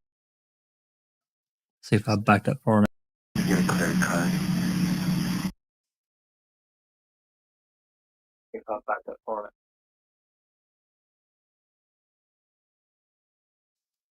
Did you hear it? Live chatters. Yeah. He's wanting to know if he can get into this administrative block.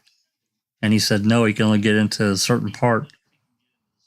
And whoever's calling said, well, I'm going to come in and get a credit card. And you know what the use of a credit card is on a door. Right. To slip past the lockout. Right. Yep, Gloria said it. Credit card. That's exactly right. So we got cop. Either that or he needs to go buy gas or buy something with a county credit or city credit card. With a county credit card.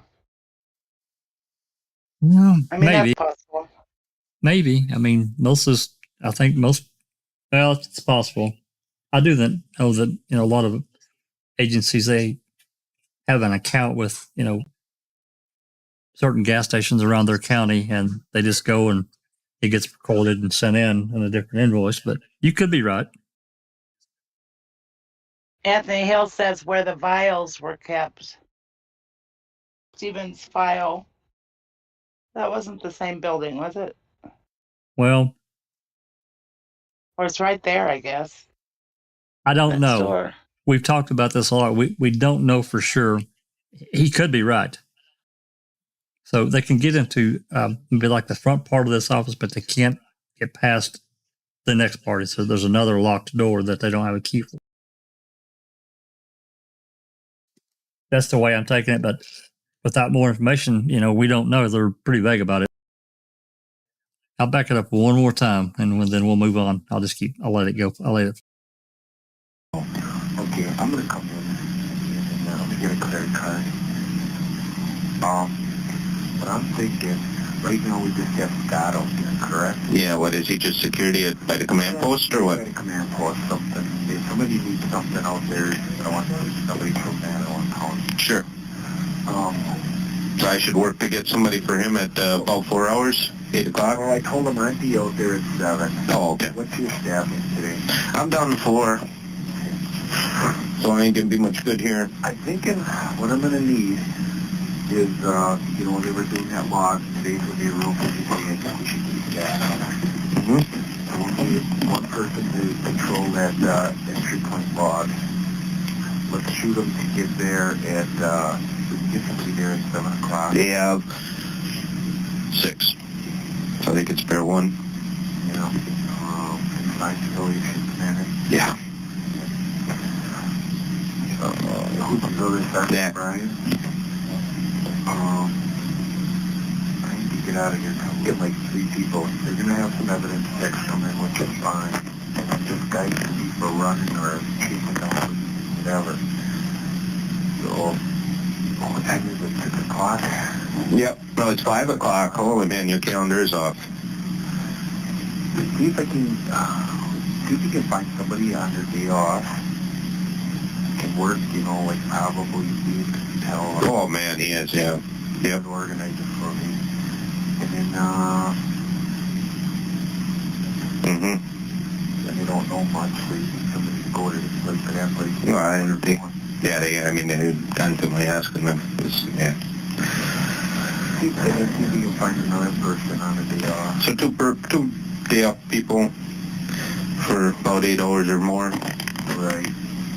10 hours. 10 o'clock. Yeah. They can get there at 7, and then maybe let Brian sleep until 6:30 and see if he can get out there by 8.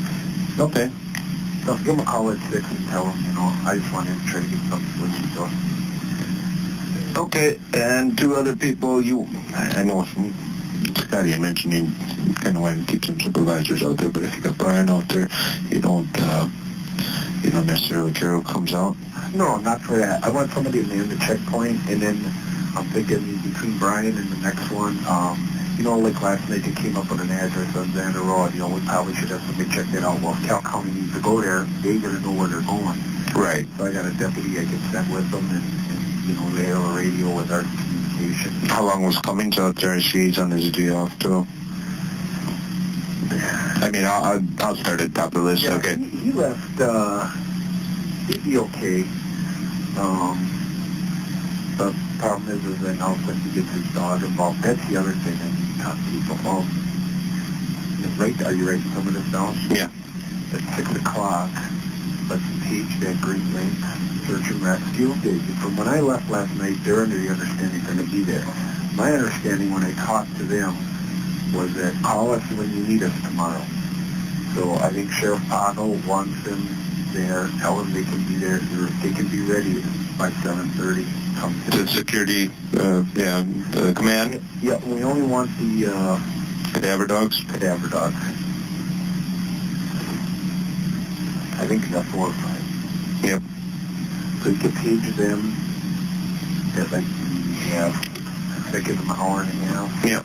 Where are they mostly coming out of Spring, Tony? I don't know. So let me give them a little heads up too. Maybe. Hold on 1 second. I think I may have I don't know if I still got their card in my drawer. Here, hold on. Now let's get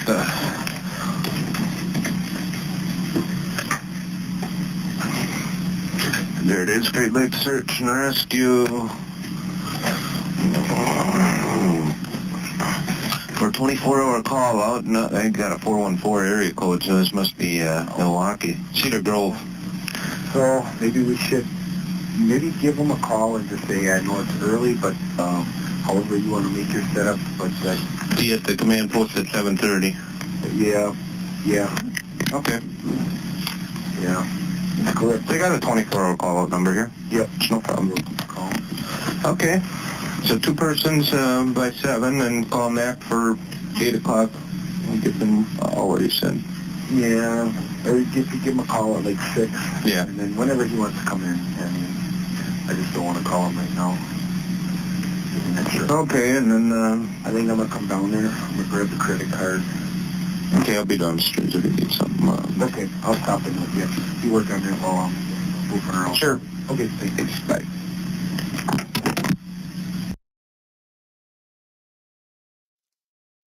So Susan may be correct because he says at the end here, I'm going to come down there and grab the credit card. Now, does that mean he's going to grab the credit card and go try to jimmy that door? I don't know. Or does that mean he's going to go, like you said, get gas or pick something up that they need? I don't know. So anyway, interesting call. We discussed it last year several times. So there's that. Okay. And this next call looks like I've got time linked.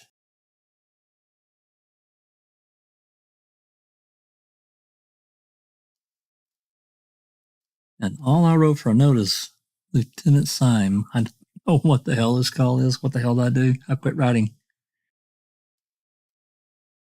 Anyway, I'm going to pull it up.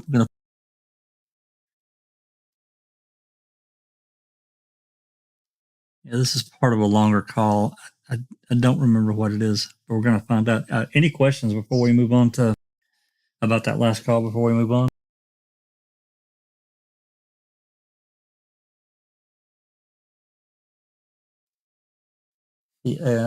Anthony has commented about try adventures with purpose.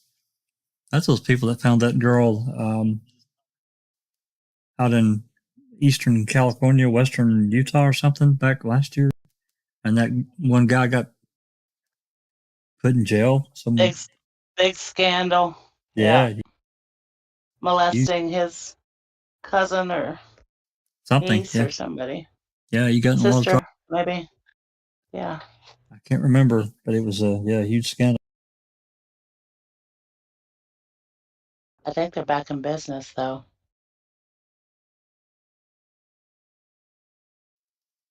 Gloria says the way he was whispering, I think that he was going to jimmy the door. Well, I mean, because I don't know. It just, I don't know. It just kind of made my hackles stand up too. I don't know. I can't prove it. I don't want to leave that innuendo out there because maybe was just an honest thing. I'm going to come get the credit card because he needed to get something.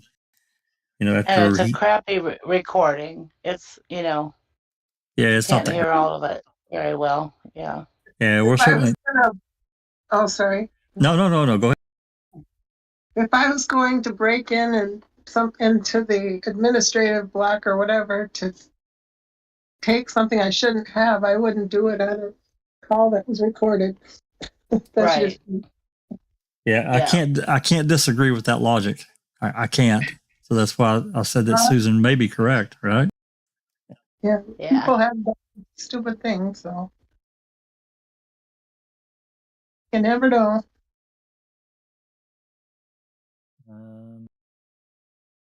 Another comment from. There possibly a camera there too, on that door. I don't know. It's possible. What's that comment from Anthony? I'm sticking with your theory, Doc, of manufacturing blood from the lab. Yeah, well, Doc told us how that could happen. Absolutely. Anyway, all right, let's move on. We're still early morning. This is a range, as you can see here, 4:53 to 12:57. So we don't know exactly what time it is, but we'll say it's pretty early in the day because not that much of the recording time has went by. But let's play a little bit of this and see why I marked this because I stopped writing for some damn reason. Anyway, here we go.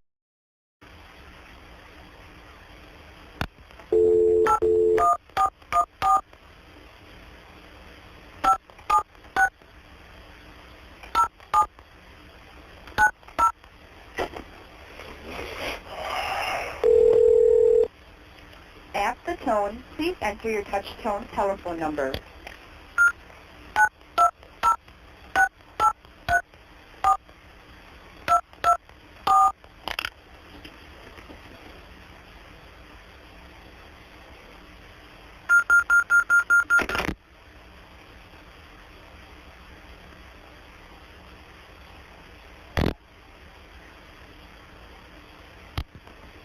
Lieutenant Herman. Yes, Lieutenant, this is Great Lakes Search and Rescue responding to your page. Good morning. You're aware of our incident going? Great Lakes Search and Rescue.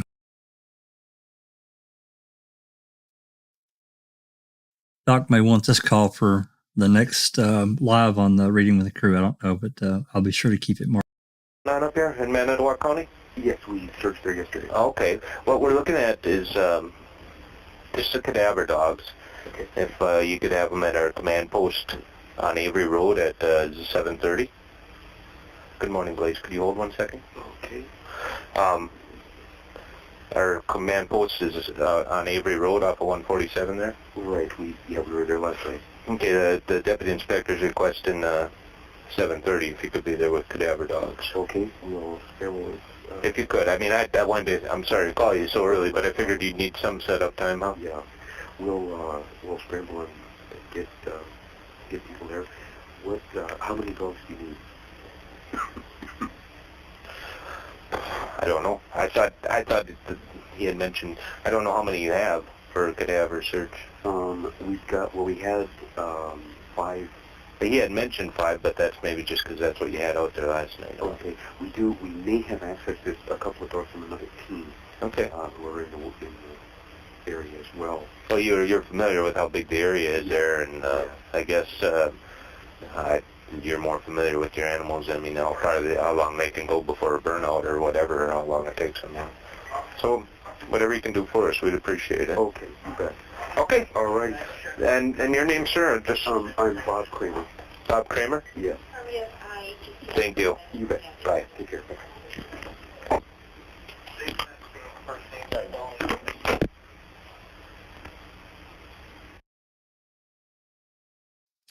Before we continue on, we'll pause for just a second. It wasn't one of the dog reports from Julie Kramer. Is that right? Anybody could remember in the live chat or one of you ladies?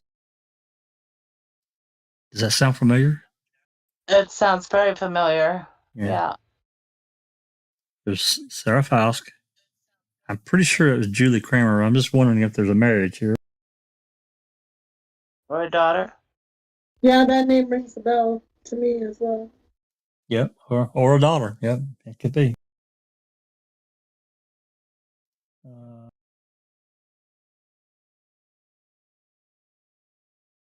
I'm just looking at the live chat for just a second. Yeah, it is an interesting call, Doc, because clearly this is 6. They've already been out there, and now they're wanting, 4 or 5, whatever cadaver dogs they can bring out again the following morning. So it sounded to me like they had 5 cadavers on the 5th. Yep, that's what I took too. And Dr. Silkman put it in the chat, Julie Kramer. I'm just wondering, I'm betting there's some relation there. As you said, it's either a daughter or a wife, would be my guess. So, all right. Well, Doc, I've got this call and I can certainly isolate just this section if you're interested in it or whichever podcast. So you just have to let me know. Hey, there's Travis. Thanks for coming, Travis. Appreciate it. We're listening to Travis. We're listening to we're on November 6th now. Dispatch calls, people calling in, so forth and so on. These are the new calls that we got last year, 2022. So let's listen to this is a part of a long call, a range. So it's 37 minutes, but let's listen to a little bit more, see if there's anything of interest before we just drop it. All right, here we go. There may be nothing here. I just don't remember. Lieutenant Herman. Hello? You won't be able to? Okay, thanks. Hello. Hey, Todd. Yes. Hey, that Manitowoc County hazmat vehicle? Yes. Okay, that wonderful little canopy they had on it? Yeah. I salvaged what I could. It blew off? Holy shit. Is that bad out there? Oh, the wind picked up. It's like getting pelted by sleet. So bad. So... Well, pause for just for 1 second. Manitowoc County hazmat vehicle? I guess that's another one I've missed in past listening to this particular recording. I didn't know they had one. News to me, and I don't think I remember reading about it in any report either. Anyone? Live chat? You ladies? Anything? I have no memory of that personally. Neither do I. Travis says, Travis says, I remember that being out there.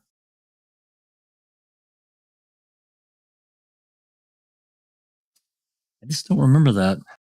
Okay, well, apparently they had it out there and had the canopy out and the wind tore it off. So I don't know. Again, this is on sometime on the morning of the 6th, it sounds like, and they've had a storm roll through and blew the damn canopy off of it. Let's listen to a little bit more.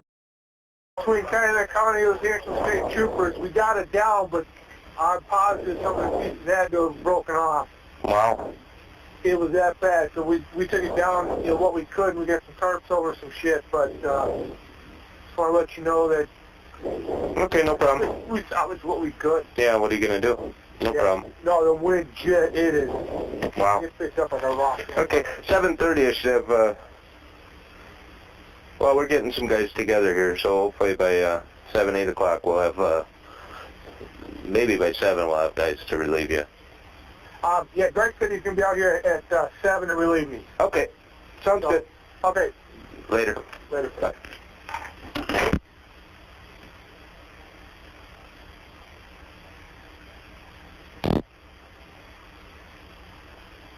Well, it's still pretty early in the morning. Commander's office. Yeah. I can make it later. Yeah, I'm trying to make some... Like noon or something, or 11, I got Schetter coming... Hold on 1 second. Or 10 case of evening. Okay, I got Schetter coming down here. I'll advise you. Just hang on 1 second. Oh.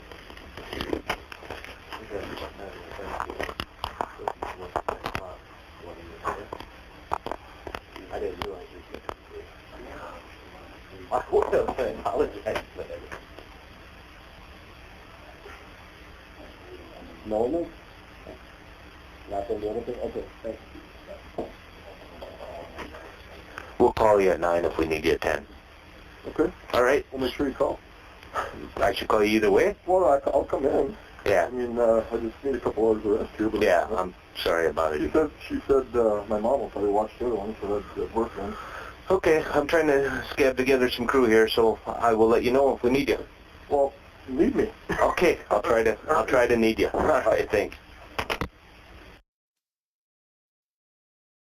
Yeah, to answer Travis' question, yeah, I'm pretty sure this is the shift commander overnight, and because he said he's trying to get people together and so forth. So, and it's still before 7, because he said that.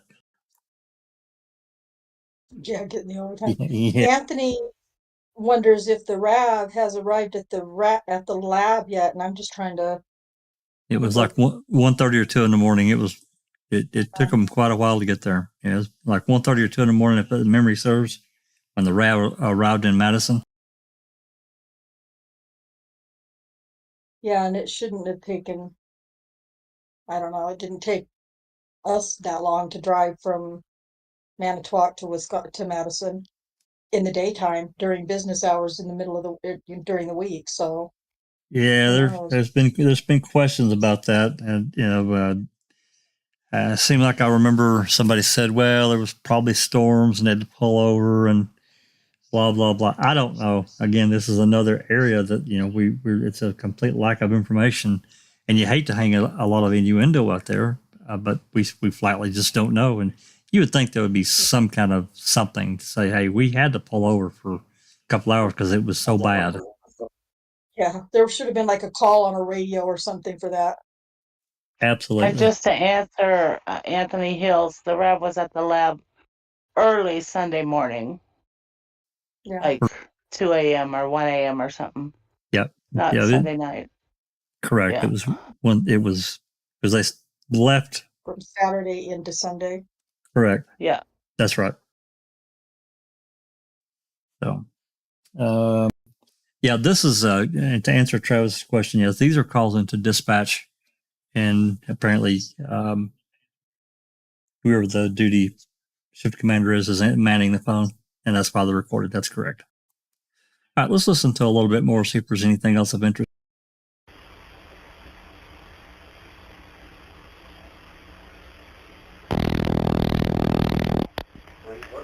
Shift commander room.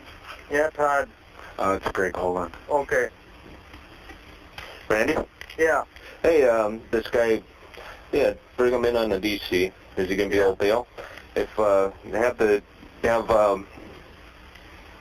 jail send in his prints to the FBI, see if they have anything.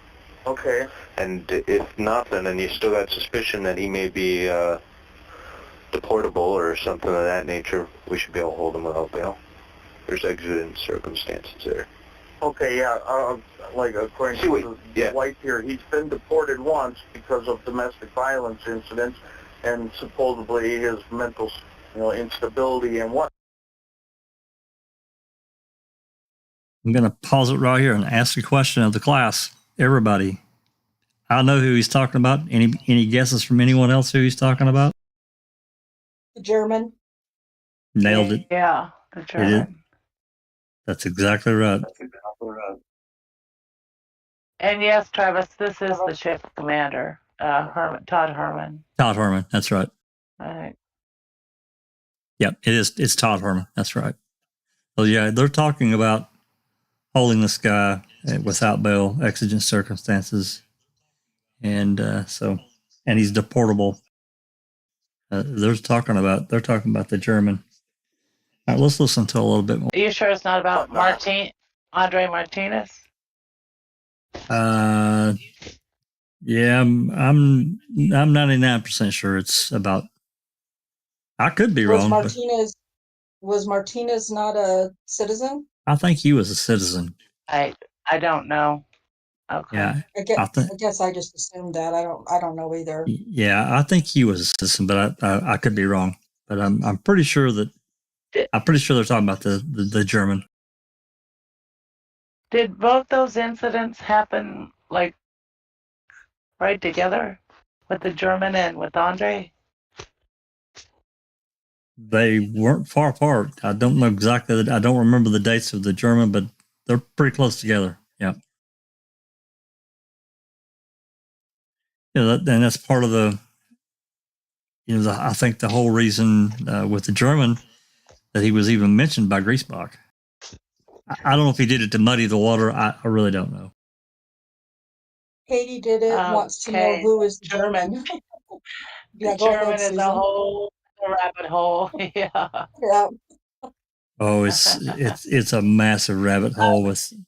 Yeah. You can read about him in Mike Griesbach's book. Yeah, there you go.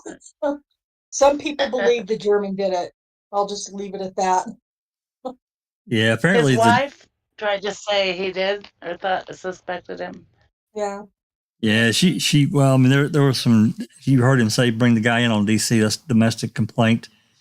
And they had some trouble with him.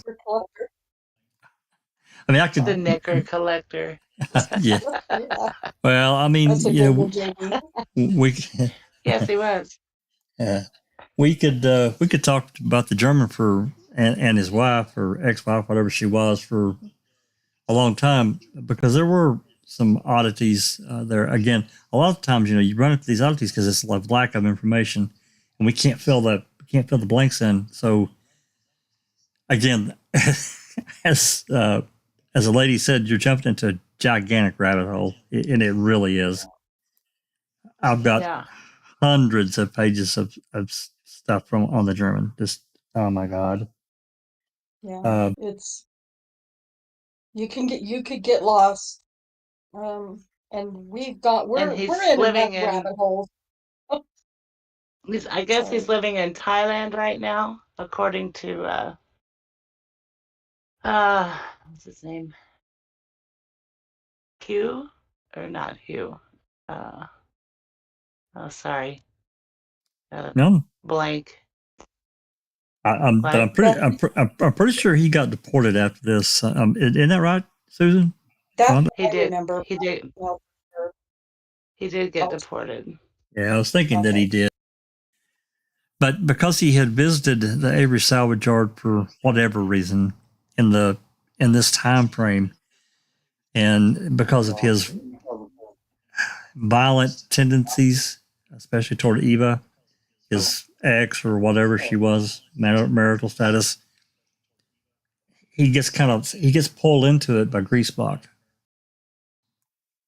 I don't think he did Yeah. it, but some people do. I'm okay with that.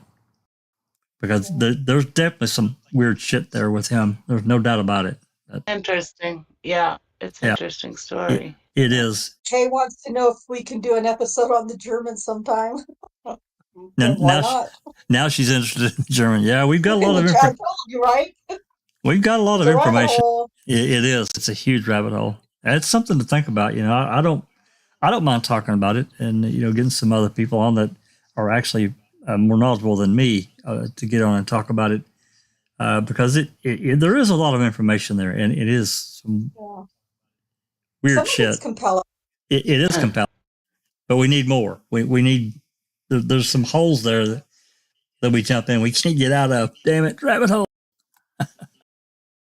Anyway, I think they had some actual physical evidence, but didn't it disappear? it did. It did. There's kind of Panties and what, a hatchet, or I I forget. remembered panties, but I know there was something else. Was it a cherry Pepsi can? Yep. Yeah. Yeah, they found some stuff out in the wasn't it out in the building or a barn or something? They found some stuff and some burnt items as well. Yeah. So yeah. Underwear Anyway. and bloody tools, Jim Crane says. Yep. Yeah. That's right. It's interesting to say the least. So it is. I don't know. Maybe we could. There's so many suspects in this case. Yeah, but Bethany says we did do an open mic on the German. I don't remember, but if we can. Well, roll back through. Thinking about it, I think that we included the German in addition to something else. It wasn't just the German, but I think she's right. I do think she's right. So anyway, I don't mind re-going over, make it just specifically about the German. We've got a lot of information. I've got thousands of, well, not thousands, but hundreds of pages of stuff on the German. So anyway, sorry, Jack, one more question. Bethany, was it an open mic or was it a crime theory podcast? Theory exchange. Could have been like CTE. Could have been a CTE. It's possible. Yeah, because she says it was back with Sunshine. Then it was a crime theory. All right. Yeah, it's a crime theory. Okay. All righty. Okay. I'll see if I can find a link for it. Let's continue. Just as long as somehow he got back, and as long as we can cover that end of it, we got information to believe he doesn't belong here, we can hold him. Okay. All right? Yeah. Thanks. Bye.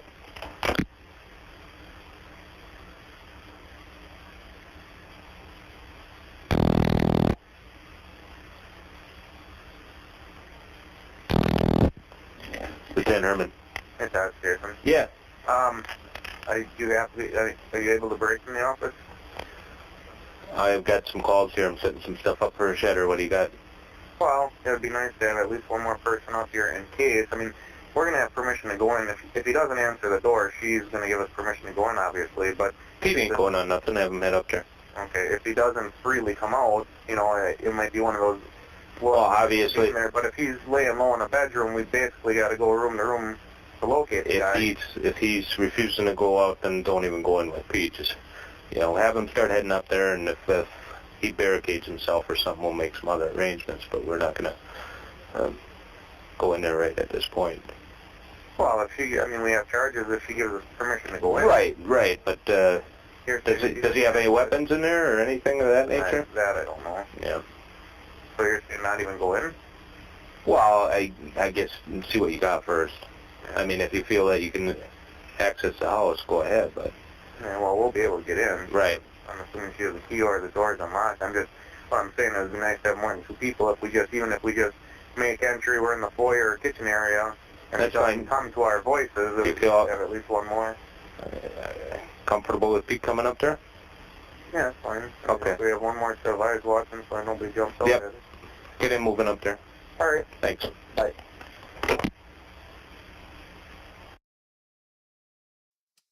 I'm not entirely sure who they're talking about. If they're preparing a SWAT team to go to Krivitz, or if they're talking about going in and getting the German. Because I know they went in and they had a little scuffle with him. I do know that.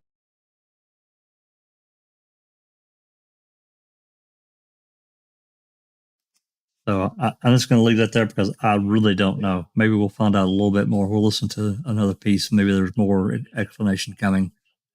Let's find out. I think it's probably the German they're talking about. I do too. I do think that.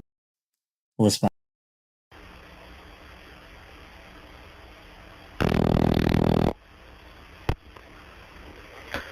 Lieutenant Herman. Hey, Todd, Brian, you right? Yeah, sorry to bother you, man. What's up? What time are you able to be in? About 8 o'clock or so, or did you stay awake all night last night? No, whatever you need. Well, I don't know. I guess I could give you some time here, 7:30 or so. Whenever you can get up there, 7:30, 8 o'clock. Okay. Stop down, pick up a car. Okay. Schetter just, I don't know if what he's going to have you do, but he'll set you up when you're up there. Sounds good. I think probably things will first start happening. I got the Great Lakes coming at 7:30. Okay. I'll probably be in by you then about 8 if that's okay. That's okay. Okay. That's okay. We'll get you up there. I'll just, I guess I got Riddle and Dacus coming in, so let's see what's here. Well, there'll be a squad here.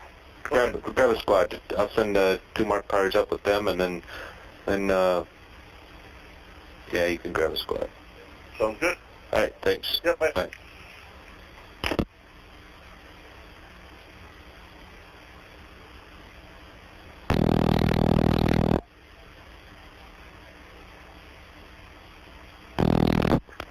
Lieutenant Herman. Hey, Todd. Yeah. What are we going to hold this guy on? Well, you got your charges. Yeah, but both of those are available. Right. If he's got, if the jail can send fingerprints in to FBI, see if they have anything outstanding for him. Okay, I'm assuming they don't, though. Yeah. Basically, they were unable to get hold of INS on this. They sent a request. I just called there, too, and I just got an answering machine. So at this point, we have some reasonable suspicion to believe that he doesn't belong here, according to his wife. Mm-hmm. So at this point, we got the accident circumstances to hold him without allowing him out, without bail. And we're in it that vague, exigent circumstances? I guess the wife indicated he's been deported and he doesn't belong here, right? In 2000, but we don't know if it's one of those things where it was just a time frame where after so many years he could come back. What did he say about that? He was resistive, so we haven't been able to... Is he intoxicated? No. And he doesn't speak the greatest English. Yeah. That was another question. Do we get an interpreter here and then try and question him? Because of his cooperation level at this point, we really didn't sit down and attempt to. I guess at this point, if he's, of course, that could also be used to the extent that he was resistant because he didn't know what's going on. Right. Well, no, he did not want to leave until we found his paperwork. We started escorting him out, and that's when he started struggling. Okay. So we directed him up against the wall. Nobody was hurt. No. And then we started walking out again, and then he really started pulling and trying to get back into a different room, so we decentralized him to the ground. Uh-huh. Once he calmed down, we got him up to walk him out again, and then he struggled a little bit again. He did not want to leave until we had his paperwork, so we don't know if he really does have paperwork. Okay. Does he have any means of bail? I don't know. Maybe Randy's, or maybe the wife would know. Okay. Maybe Randy has that information, but we did check 2 boxes, and he claimed he didn't know where else it would be, the paperwork. So you actually checked where he initially told you to check? 2 different boxes. Yeah. So I guess at this point, until we can find out from INS, we got a reason to hold him or detain him indefinitely until we figure that out. Okay. Let the jail know that might not be until tomorrow. Possibly. Okay. I don't see a problem with it. Right, and I truly don't think he'll be able to post anyhow. $800 is quite a bit. Yeah. But let me know, I guess if we need to get somebody, is he cooperating with jail staff now? Yeah, they just put him in the cell right away. Are they getting any information for the booking? I mean, is he able to give some English? Yeah, he can give some. They didn't actually try any of that. They tried, what's this thing called again? He just tried to see if he was entered into our state system with their Identitex, but he wasn't. Yeah. Okay. That's just Wisconsin, though. Yeah. Until we get that back from INS, I mean, if they can send that stuff to FBI, that'd be great, but we can get in touch with the INS, I don't see a problem holding them, because we have some belief that he possibly doesn't belong here from the wife. Right, is that reason to contact FBI? Try phone contact? No, I guess Wait, see what INS says? Yeah, I guess that would be my... All right. You're going to come down here? Yeah. Before you take off? All right. Bye.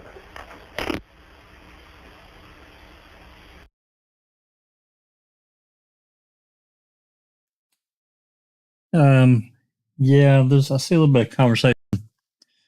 Yeah, Herman is definitely MTSO, both of them are. And you're correct, Susan. And Travis, they're holding him on a domestic complaint because Eva called the cops on him, his wife. I don't know exactly. I can't remember exactly what happened. I don't know if he hit her or exactly what it was, but that was the charge. But this whole thing about him being deported and coming back, that all got entered into this and really made a damn mess of things. And I do remember about the paperwork and reading that and listening to this call. He didn't want to leave, and he struggled with them. And they said they decentralized him to the ground. What the hell? They took him to the ground. Come on. So,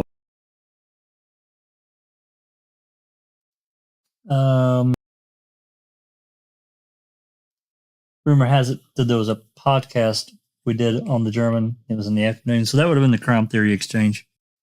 Is that the link that Kat found? Rhonda, do you know?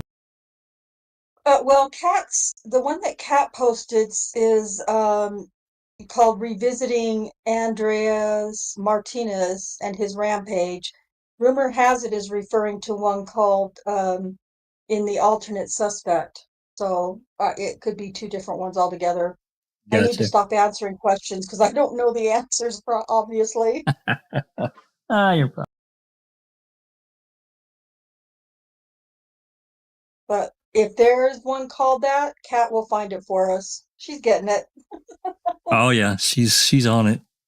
Her dark side are both they're both really good at that, and we got two trainees. I don't know if Jazz is here or not. Jazz and Case 10 might be. It's pretty late to be farming. Yeah, he said he was going to be late. I haven't seen him yet, but Jazz Naz was here, I think, in the very beginning. But I don't know. I could be getting. What's that comment? What's that comment from Travis? He says, no, they are not holding him on complaint. They are trying to hold him on illegal overstay based on the wife. If there was a warrant or a PC for domestic, they would just hold him on that. They are fishing for things to hold him on. Gotcha. That makes sense. It does. All right. Let me look here. Yeah, we still got several more calls. I don't know if we can get through all these. I don't want to keep everybody here all night. I still got several more listed. Do you all want to listen to a little bit more of this particular call? I'm sorry? Sorry. What? I said, what, you can't 5 hours? Come on. Well, I can, but, I'm getting kind of hungry, and I know, but, here before too long, I'm going to have to do something, eat my microphone or, whatever's available. Just teasing. I I don't want to go either. A little longer, Jack. You want to listen to a little bit more of this call before we move on? Yeah. Yeah. All right, we'll see if we can find out anything else about the German in this call.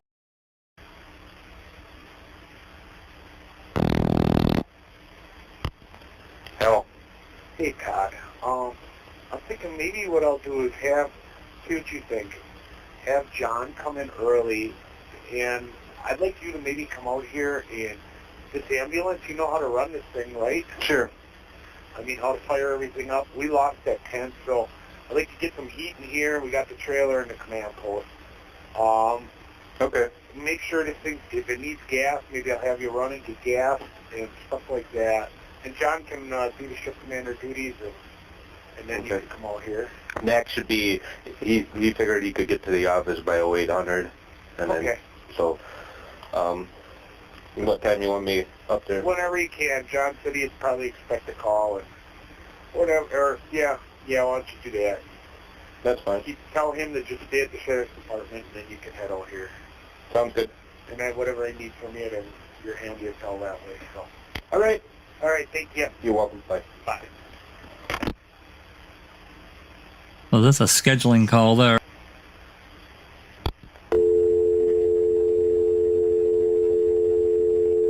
Jack? Yep. Sorry, are you still recording? Travis has asked a couple of times, who is Pete, that the lieutenant asked the officer if he would be okay with them backing him up? I don't know. It must be an officer that I'm unfamiliar with. I did see that. I apologize, Travis. I don't know who Pete is. I just maybe somebody, one of the live chatters, can answer that question because I just don't remember that name. I don't know. I was thinking of Pete Moss or but I don't think that's what he's talking about. No. I think it's an officer with MTSO, but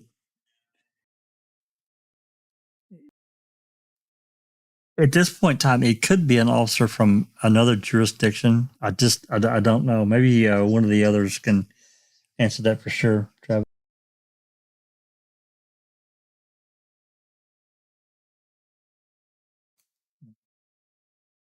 Yeah, are you okay with me sending Pete? Yeah, I just don't know. Maybe I don't know. Maybe we'll run across this. We'll play a little bit more. This is about a 37.5-minute call. We'll play a little bit more, see if it comes back up. I doubt that it will, but hell, you never know because it's kind of all over the place.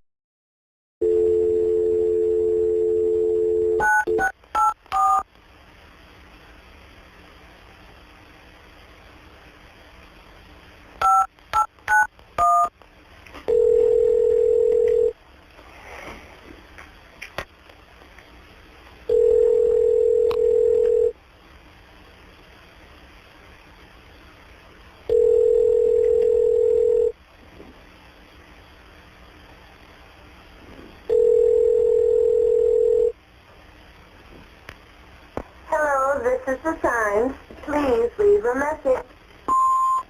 Hi, John. Todd calling about 20 after 7. You could return the call in shift commander's room. I'll try you back in a little bit. Craig said you are expecting a call for shift commander duties here. Talk to you later.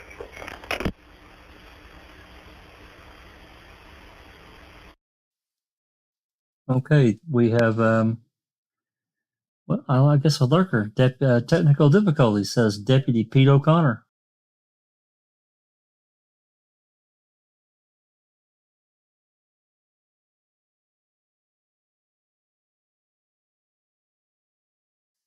I'm just looking through the chat here. Give me a second.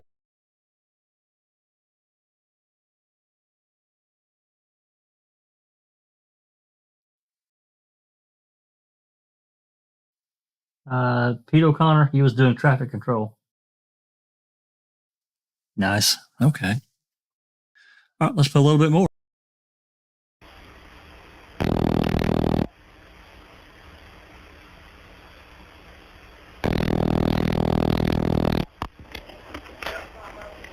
Lieutenant Herman. Hey, Todd, did Brian already go out to Avery? No, he's out. Who, Brian? Yeah. Did he come in yet? No, he did not. Oh, okay. He said he'd be here around 8 o'clock. Okay, thanks. Why, are you up in jail? Yeah, he had left his gloves out by Avery's last night. Silky brought them in and gave them to me, and I just wanted to catch him before he went. All right. So. You can run him down here, or I'll try to remember to have him come up. No, I'll get a hold of him. All right. Thanks. Yeah, you probably catch him when he comes in. You'll probably be out there on break smoking, huh? Shut up. Oh, no, you quit. Yeah, exactly. Oh, I hate to remind you of that. Yeah. All right. All right. Bye.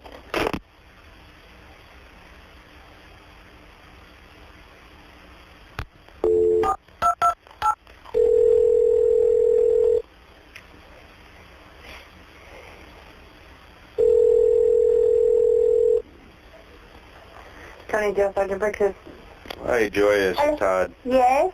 We're working on it here. Has he cooperated with your booking? We didn't get him back out yet. Oh. We're working on it down here to see what we got going with that. We'll let you know shortly if he can make arrangements for Yeah, I us or just not. called her to find out how long the computers are down, but she said they weren't anymore, so. Does he have money on him Honestly, I don't know. that he can post? Eric, do you have money on him? I can't hear you. You gotta go by the thing. 24 cents? I ain't going anywhere. Yeah, unless he'd have a friend or something. Oh, yeah. Yeah. Well, I guess he's pounding on it if he's... No, he's only on his phone call. Oh, he is now. But, yeah he's got to cooperate with booking. But obviously, we will get back in touch with you here before. I'll be done at 8, but I just didn't want to leave it totally open-ended on this whole until I... Jason, before he leaves the office here, he will make contact up there. Excellent. All right. Thank you, bye.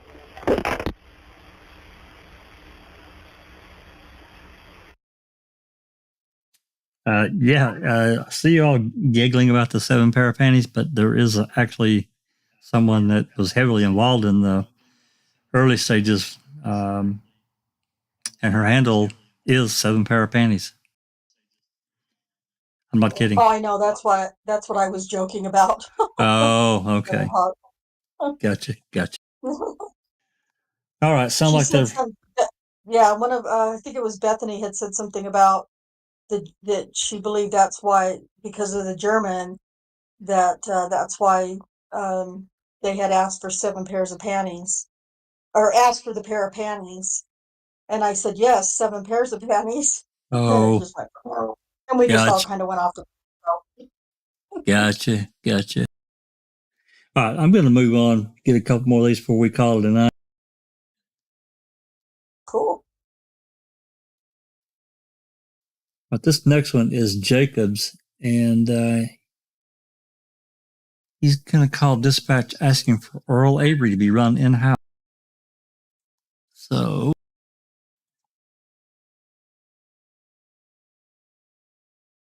this is only a minute call, so let's give it a look. Central County Dispatch, this is Susie. Hi, Susie, 209. Hi there. Do me a favor. Run Earl Avery in-house, and then 27 criminal history. Okay, hold on, please. So at 39, go ahead. I'll be 1042, 443 is 1041. 10-4. Okay, so we're in the 27, the criminal history?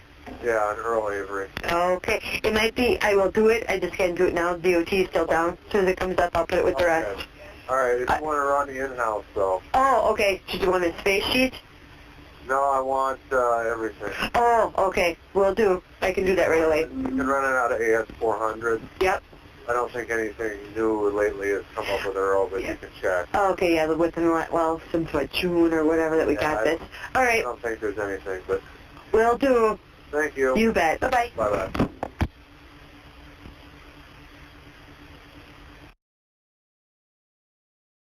Okay, so he wants the Earl Avery ran in-house with what they can find on AS400, which is a operating system, Linux or Unix based, I think. Anyway, she said that they're another main computer down, but anyway. So let's move on. Nothing really jumps out there. What's this next one? Get back to the jaws of life. And this call is at 8 a.m.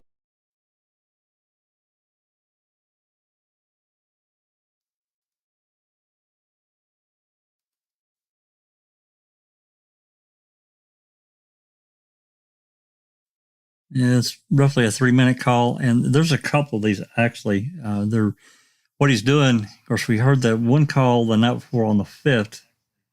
Remember, Jacobs called and was wanting to know which agencies had the jaws. Shetter's going to do the same thing, but he's also looking for people to come to the salvage yard to cut these cars apart for the jaws of life. So here we go.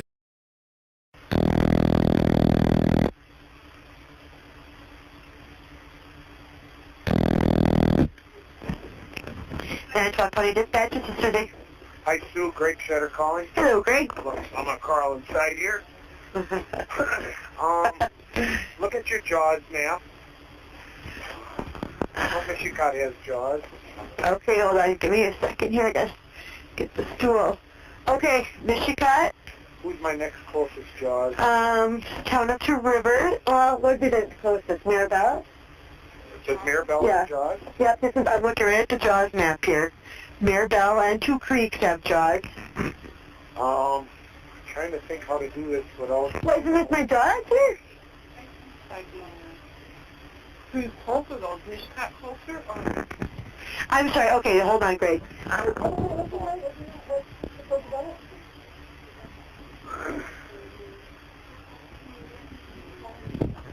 Well, this is a goofy map then. Yeah. Okay, Viking is the one that would bring JAWS for the Mirabel area. But it's Michigan. Yeah, he knows that, you guys. You guys for the second closest. Okay. So I have Michigan and Two Creeks, is it? And then who would be Two Creeks? Looking at the map, it says Two Creeks. It's way up at 42. Okay. Way up by Kellersville, Mentionville? Or the town of They True? have JAWS? Yes. Yep. Okay. Here's what I need you to do is see if you can reach, I think you have some phone numbers for their officers. Yeah. I can tell you Michigan is Mike Keppel. Okay. That he'd be available. Mm-hmm. Yeah. Tell them that we need personnel for JAWS. Okay. Okay? Mm-hmm. I don't need 50 firemen here. Okay. Right now, I need probably enough to work the JAWS unit. 5, 7, Okay. 5 or 6. Okay. Whatever they need to man a JAWS. Okay. Okay. So we need 2 teams of JAWS personnel. So they may say, okay, open up our pagers and I will, call for personnel for enough personnel. Okay. I don't want 15 firemen here. Okay. I want 2 JAWS. They're their JAWS team. Enough personnel to run their JAWS. Okay. So you want 2 JAWS, right? Yeah, I want Kellersville and I want Michigan. Okay, you want Kellersville and Michigan. So see if you can reach one of the chiefs or the captains on the phone. Okay. Tell them what you want so somebody controls, and then we just want their JAWS equipment to respond. Okay. That's it for now. You got it. All right. Let me know how you turn out. All right, thank you. Bye-bye.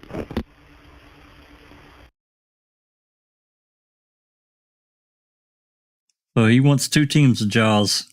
It's actually going to turn into more than that. I actually think that they end up with 3. This next call is I didn't really quite understand this. I've got it down. I think this is Link calling, but I could be wrong. And he's wanting someone from, as I understood what he's saying, motorsports. But I couldn't really understand it that well. It's not a clear call. The quality of these calls is it's really low quality recordings. All of them are. So we get what we get. Let me grab the link.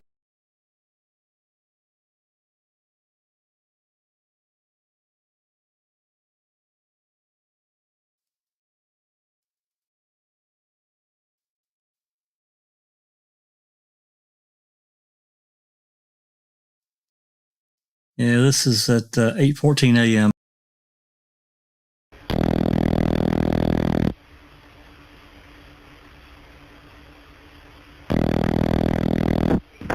Yeah, Fox, Sheriff's Department, Pam speaking. Hi, Pam. You got a couple minutes to dig some info up? Yeah. Need to probably try to get a hold of somebody like from TNA Motorsports or Shambles. Okay. Is that what you all understood? TNA Motorsports, or I thought he said Shambles, but I'm not sure. Is that what you heard?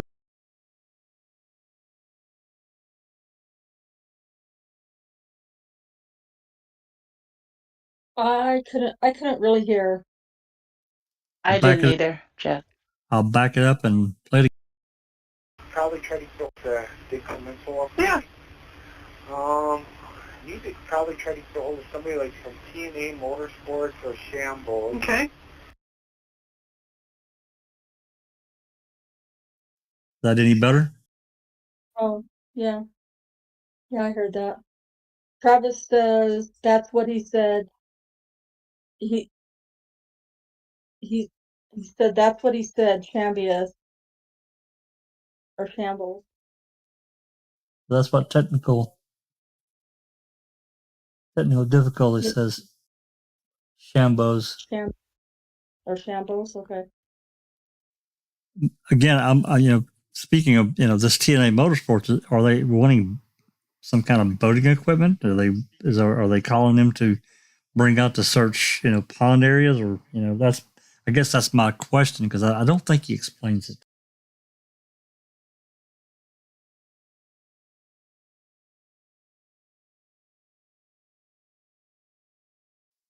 All right, I'm gonna continue this call. It's not that long. I think out at TNA is Jeff. Right. Or Rich. Mm-hmm. Yeah, Jeff or Rich. Okay. Can you see if you can find me home phone? Sure. And at Shambles, I don't know who's out there now. I just bought bought something from him. I think it's Dan Shambles. That's what I'm thinking too. Okay, I'll try Jeff, Rich, or Dan. Home phone. You want one or all three? I'm going to take all three. Okay, I'll see what I can find. What's your number? I'll call you back. 973-3441. Okay. Thank you. All right.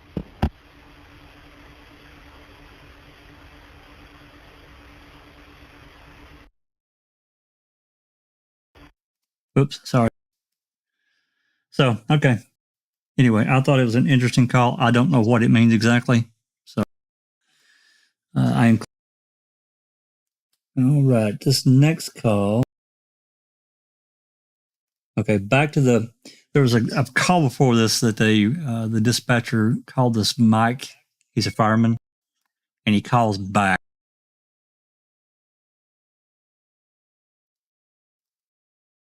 So I'll play that.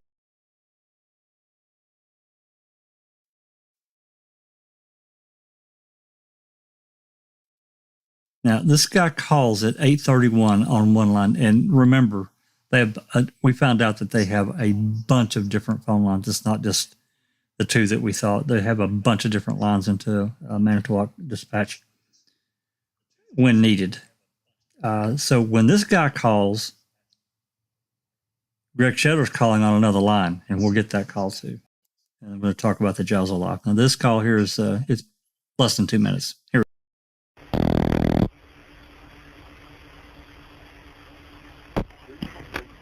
Manitowoc County Dispatch, this is Susie. Hi, Mike Couple. Hi, Mike. Greg Schetter asked me to page you or whatever. Okay. We need you to get a team together for the Jaws. Okay. And head out to Avery Road as soon as you can. Okay. He said 5, not more than 6 guys out there, though, Mike. He doesn't want, a whole big shabab up there. Get 5 with 4 or 5. Okay, yeah, but it's, not bare minimum, but you know what I mean? Enough for just the Jaws. Okay, That's Greg. Okay, you know what, Mike? Let me keep you on hold. I got Greg on the other line. I want to make sure I got this all covered. And also, he wants a second set of Jaws out there. We have 2 sets. Oh, you do have 2 sets. Yeah. Are you thinking, or? Well, I mean, we have 2 sets minus 1 piece, so I mean, we're capable of working in 2 different crews with Jaws. Okay. Hold on then. Let me put you on hold. I have Schetter on the other line.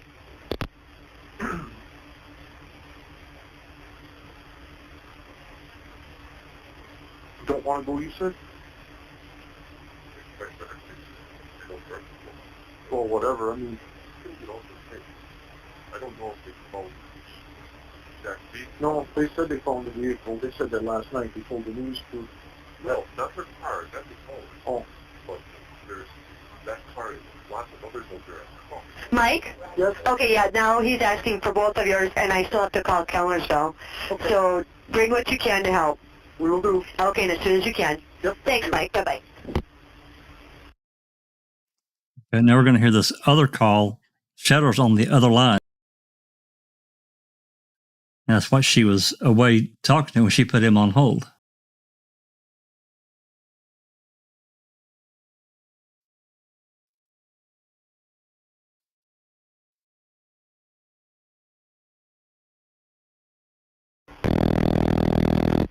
It's only a minute and a half. Hello, Talk Sheriff's Department, Pam speaking. Hi, Pam. Just seeing what the thing is with Jaws, or how we're doing with that. Okay, hang on. Susie's got somebody on the line now. Hang on. Okay. Great.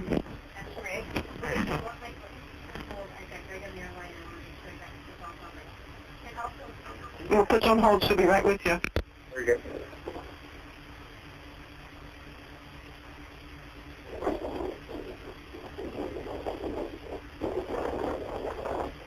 Greg? Yeah. Okay, what's up? How we doing with the Jaws? Okay, I have him on the line. we finally just paged him out because we couldn't get through to nobody. Okay. And I just said, Jim or Mike, give dispatch a call. So actually, I'm talking to Mike on the other line. One set for sure. They do have a second set of Jaws. Did you just want both of their Jaws with enough personnel and that's it? No, bring Kellnersville too. I got a feeling we're going to need, we'll use all three of them. Tell them we'll be able to utilize them. Okay, so I still should call the Kellnersville chief and continue on with that? Yep. All right. Have them bring their team as well. Gotcha. Okay. All right, thank you. Bye-bye. Bye.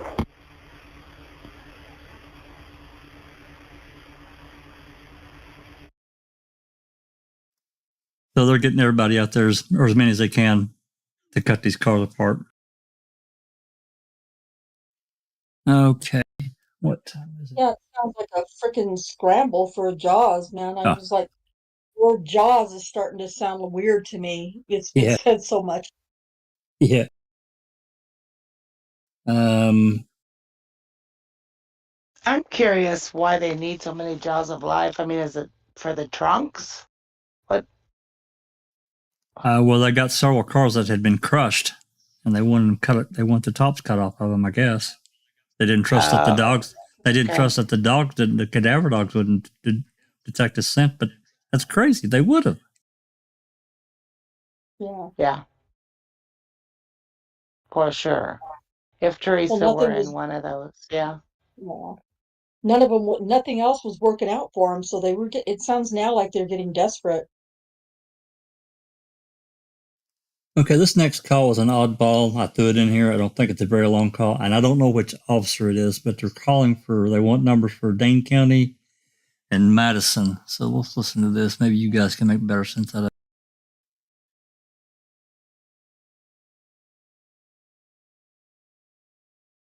Yeah, it's only a minute 40. All right, here we go.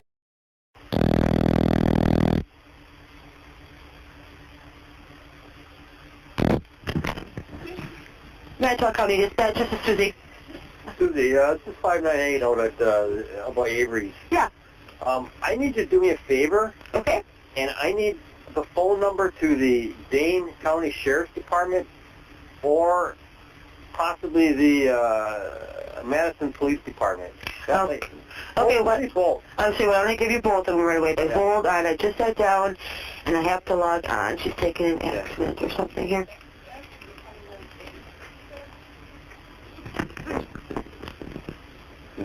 Okay, where is my...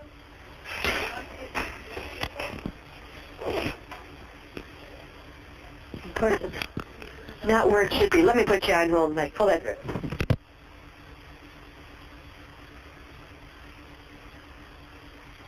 Okay, the Dane County Sheriff's is 608 608 284 284 6800.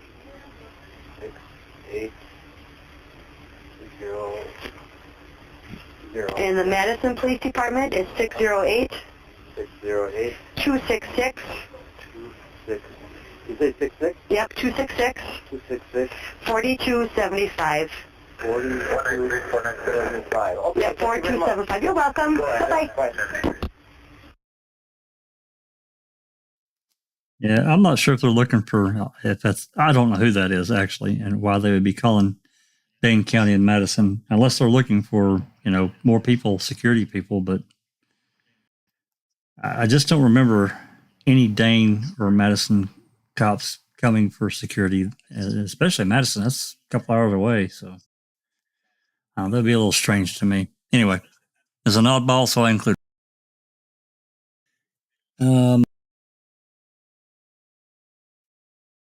What's strange, Jack, is that Manitowoc is so involved in this investigation. Hugely involved. Hugely. After they recuse themselves. Yep.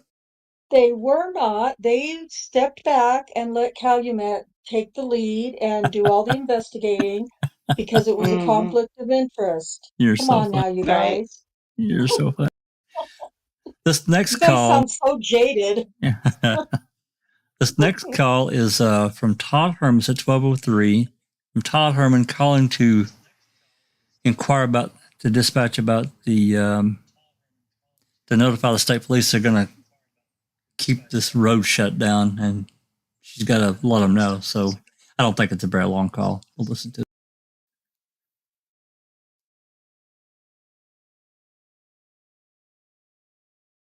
Yeah, it's a little over a minute.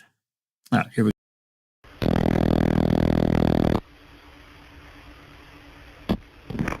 Manitowoc County Dispatch, this is Susie. Tuesday, I don't know if anybody this got gone.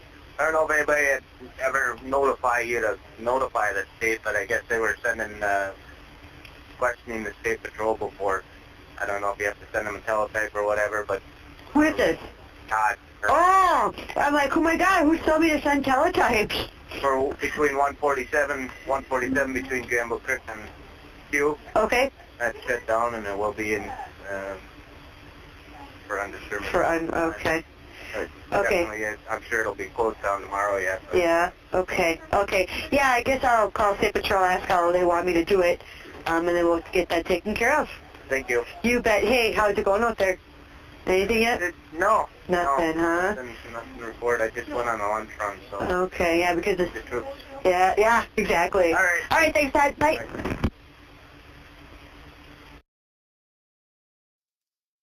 So here they are. It's 12 o'clock the next day, and they haven't found anything. This next call, it's another oddball. It's from Wiegert. And then he puts a DCI agent on the phone with dispatch because he wants them to run some information, which I thought this was strange too. I don't know why they would do this. Why wouldn't he just call his own? I don't know. Maybe it makes sense for them to call Manitowoc instead of Calumet. Anyway, I'm going to put the link. Hey, Jack. Yeah. Travis asked what day and time did they recuse themselves, and that was on the 5th, correct? Early afternoon? Yeah, it was early afternoon on the 5th. I'm going to say by 3 o'clock, yeah, but I actually think it was a little bit before then. And this is the next day, Travis. This is the next day. That's correct. This is the 6th. So that Calumet's been in control, in air quotes.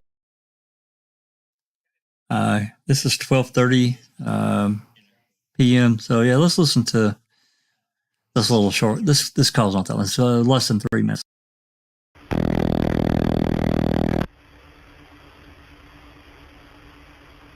How is it going? Call 193.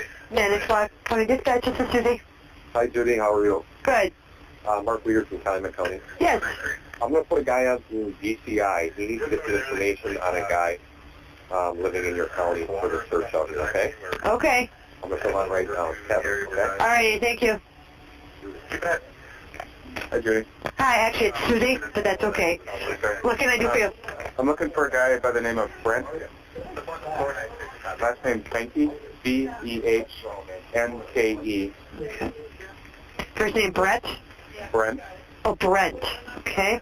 Boy, Robert, Edward, North. Supposed to live on Highway 147 east of Michigan. Okay, let's see what we got in-house.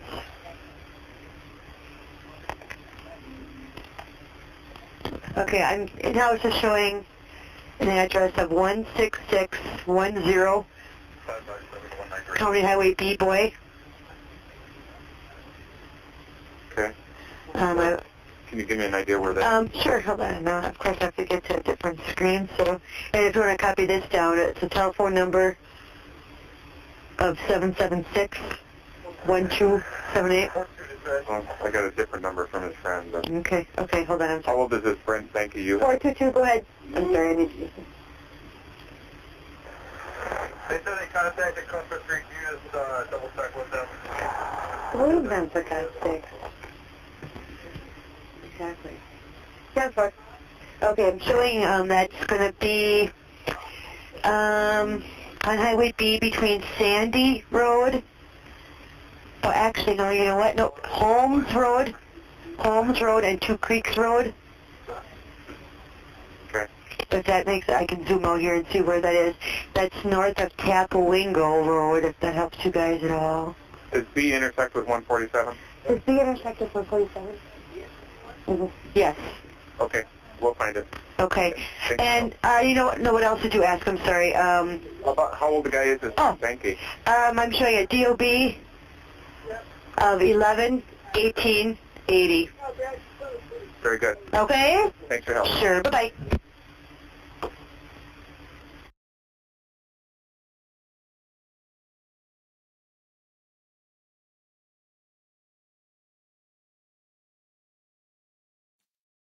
All right. I think we're going to end it here. We're here for, we're right at 3 hours. So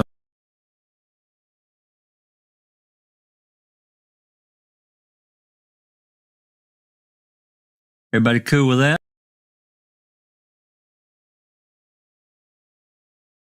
That's Yes. fine with Ready for dinner. same. Yeah. I hear you. Let me mark this so I don't lose my place.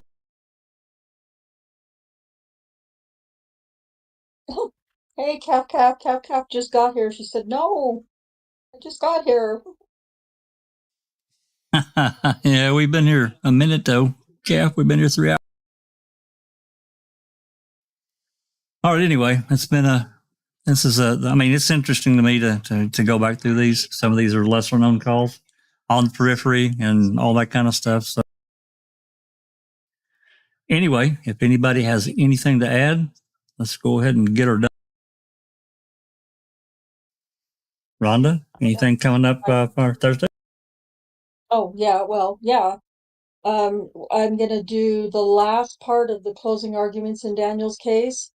It's going to be not 5 hours, not 3 hours, but oh, it's wearing me out. But it felt like it was important to do it, even though it took so long to get through that stuff. But anyway, we're going to do the Gigger's rebuttal closing argument, and that's where he's going to drop a big lie about the DNA to the jurors. And Dr. Silkman has agreed to come on and express his thoughts with us that night as well. So that'll be Thursday afternoon at 4 o'clock Central Time. And if you haven't subscribed, what are you waiting for? Get on it. I Anyway, wasn't terribly impressed with Daniel's, what's his lawyer's name? With his Scott Adams. closing. Yeah. Scott Adams, yeah. He was so rattled. He was just rushing through it. It just sounded like he was. And we were talking later afterwards, Kay and Sheree and I, about wondering if he was maybe, if there was a time limit on what and on how much time he could spend. And if that's the case, that's why he was just rushing through everything. So, but he did get a little bit emotional at the end, when he was, talking about the 35 women. Yeah. But yeah, so it should be interesting to listen to Giger's lies. And so hopefully you'll be there and check it out with us. And listen, of course, it's always very interesting to hear what Dr. Silkman has to contribute. And so he's agreed to come on and do that with us, and we really look forward to it. And yeah, so hopefully you guys can, and I'm sure Jack, or I'm assuming Jack will want to stream it through Foul Play as well. I think that's working out pretty well. I know I appreciate it. I think we get a lot more viewers that way, a lot more information, out to those who aren't familiar with the case. So yeah, hopefully we can get you guys to come out and or to come out and listen with us on Thursday night. And oh, for those who don't know, I have a Discord. It's Daniel's Truth. And I put all of the transcripts that we read in Adara Gardner's room in Daniel's Discord. The closing arguments I haven't put in there. I need to make a new room for that. But otherwise, the police report and her trial transcripts are all in her room now. And you're welcome to download them, read them, share them, do whatever you want with them. We've paid for them, so we're going to spread them as far and wide as we can. So yeah, that's all. Absolutely. All right. Yeah, I'll definitely be there if I can. I'm supposed to have a new alien on the way, so we'll see if it gets delivered and I get everything moved over and fired up and all that kind of stuff. Certainly looking forward to it. Yep. Cool. All righty. Well, thank you, Rhonda. Yep, all right. I want to thank everyone that's hung around. We've had a pretty good crowd listening to these old calls. As again, some of them are pretty much unknown, but again, on the periphery, interesting of what they were doing at the time and why they were doing it. That's one of my goals. I don't know if it's everyone else's, but it is mine. It's a big interest because there are certainly, as the dogs we've learned played a huge role in the efforts they went to keep that kind of away from everyone. So anyway, I'm going to close this out and get everybody out of here. I want to thank everyone for hanging around. Thank everyone on the panel that's come and contributed and listened in. And we'll do it again. I don't know. We may just pick up here where I left off next Sunday. I do have, Cherie got us about 7, I think, or 8 new documents, something like that. They're not very long. I'd like to do a short open mic sometime this week, maybe Wednesday, if I can potentially swing it, and present those separately from, it needs to be their own subject because it's Colburn v. Netflix. They're interesting because they lay out, these various costs to these lawyers. And so they've submitted it. I don't know. Maybe Travis can tell us, when we do this, if Colburn could be held liable for these charges. They're not cheap. But, I mean, certainly not for me. Maybe for other people, this is a small amount of money. But to me, it's quite expensive. So I'm going to do that separately. So with that said, much appreciation. If you like what we do, give us a like, a share, a subscribe. Tell your friends, tell your loved ones. Come listen in and get interested. And this has been a Foul Play production.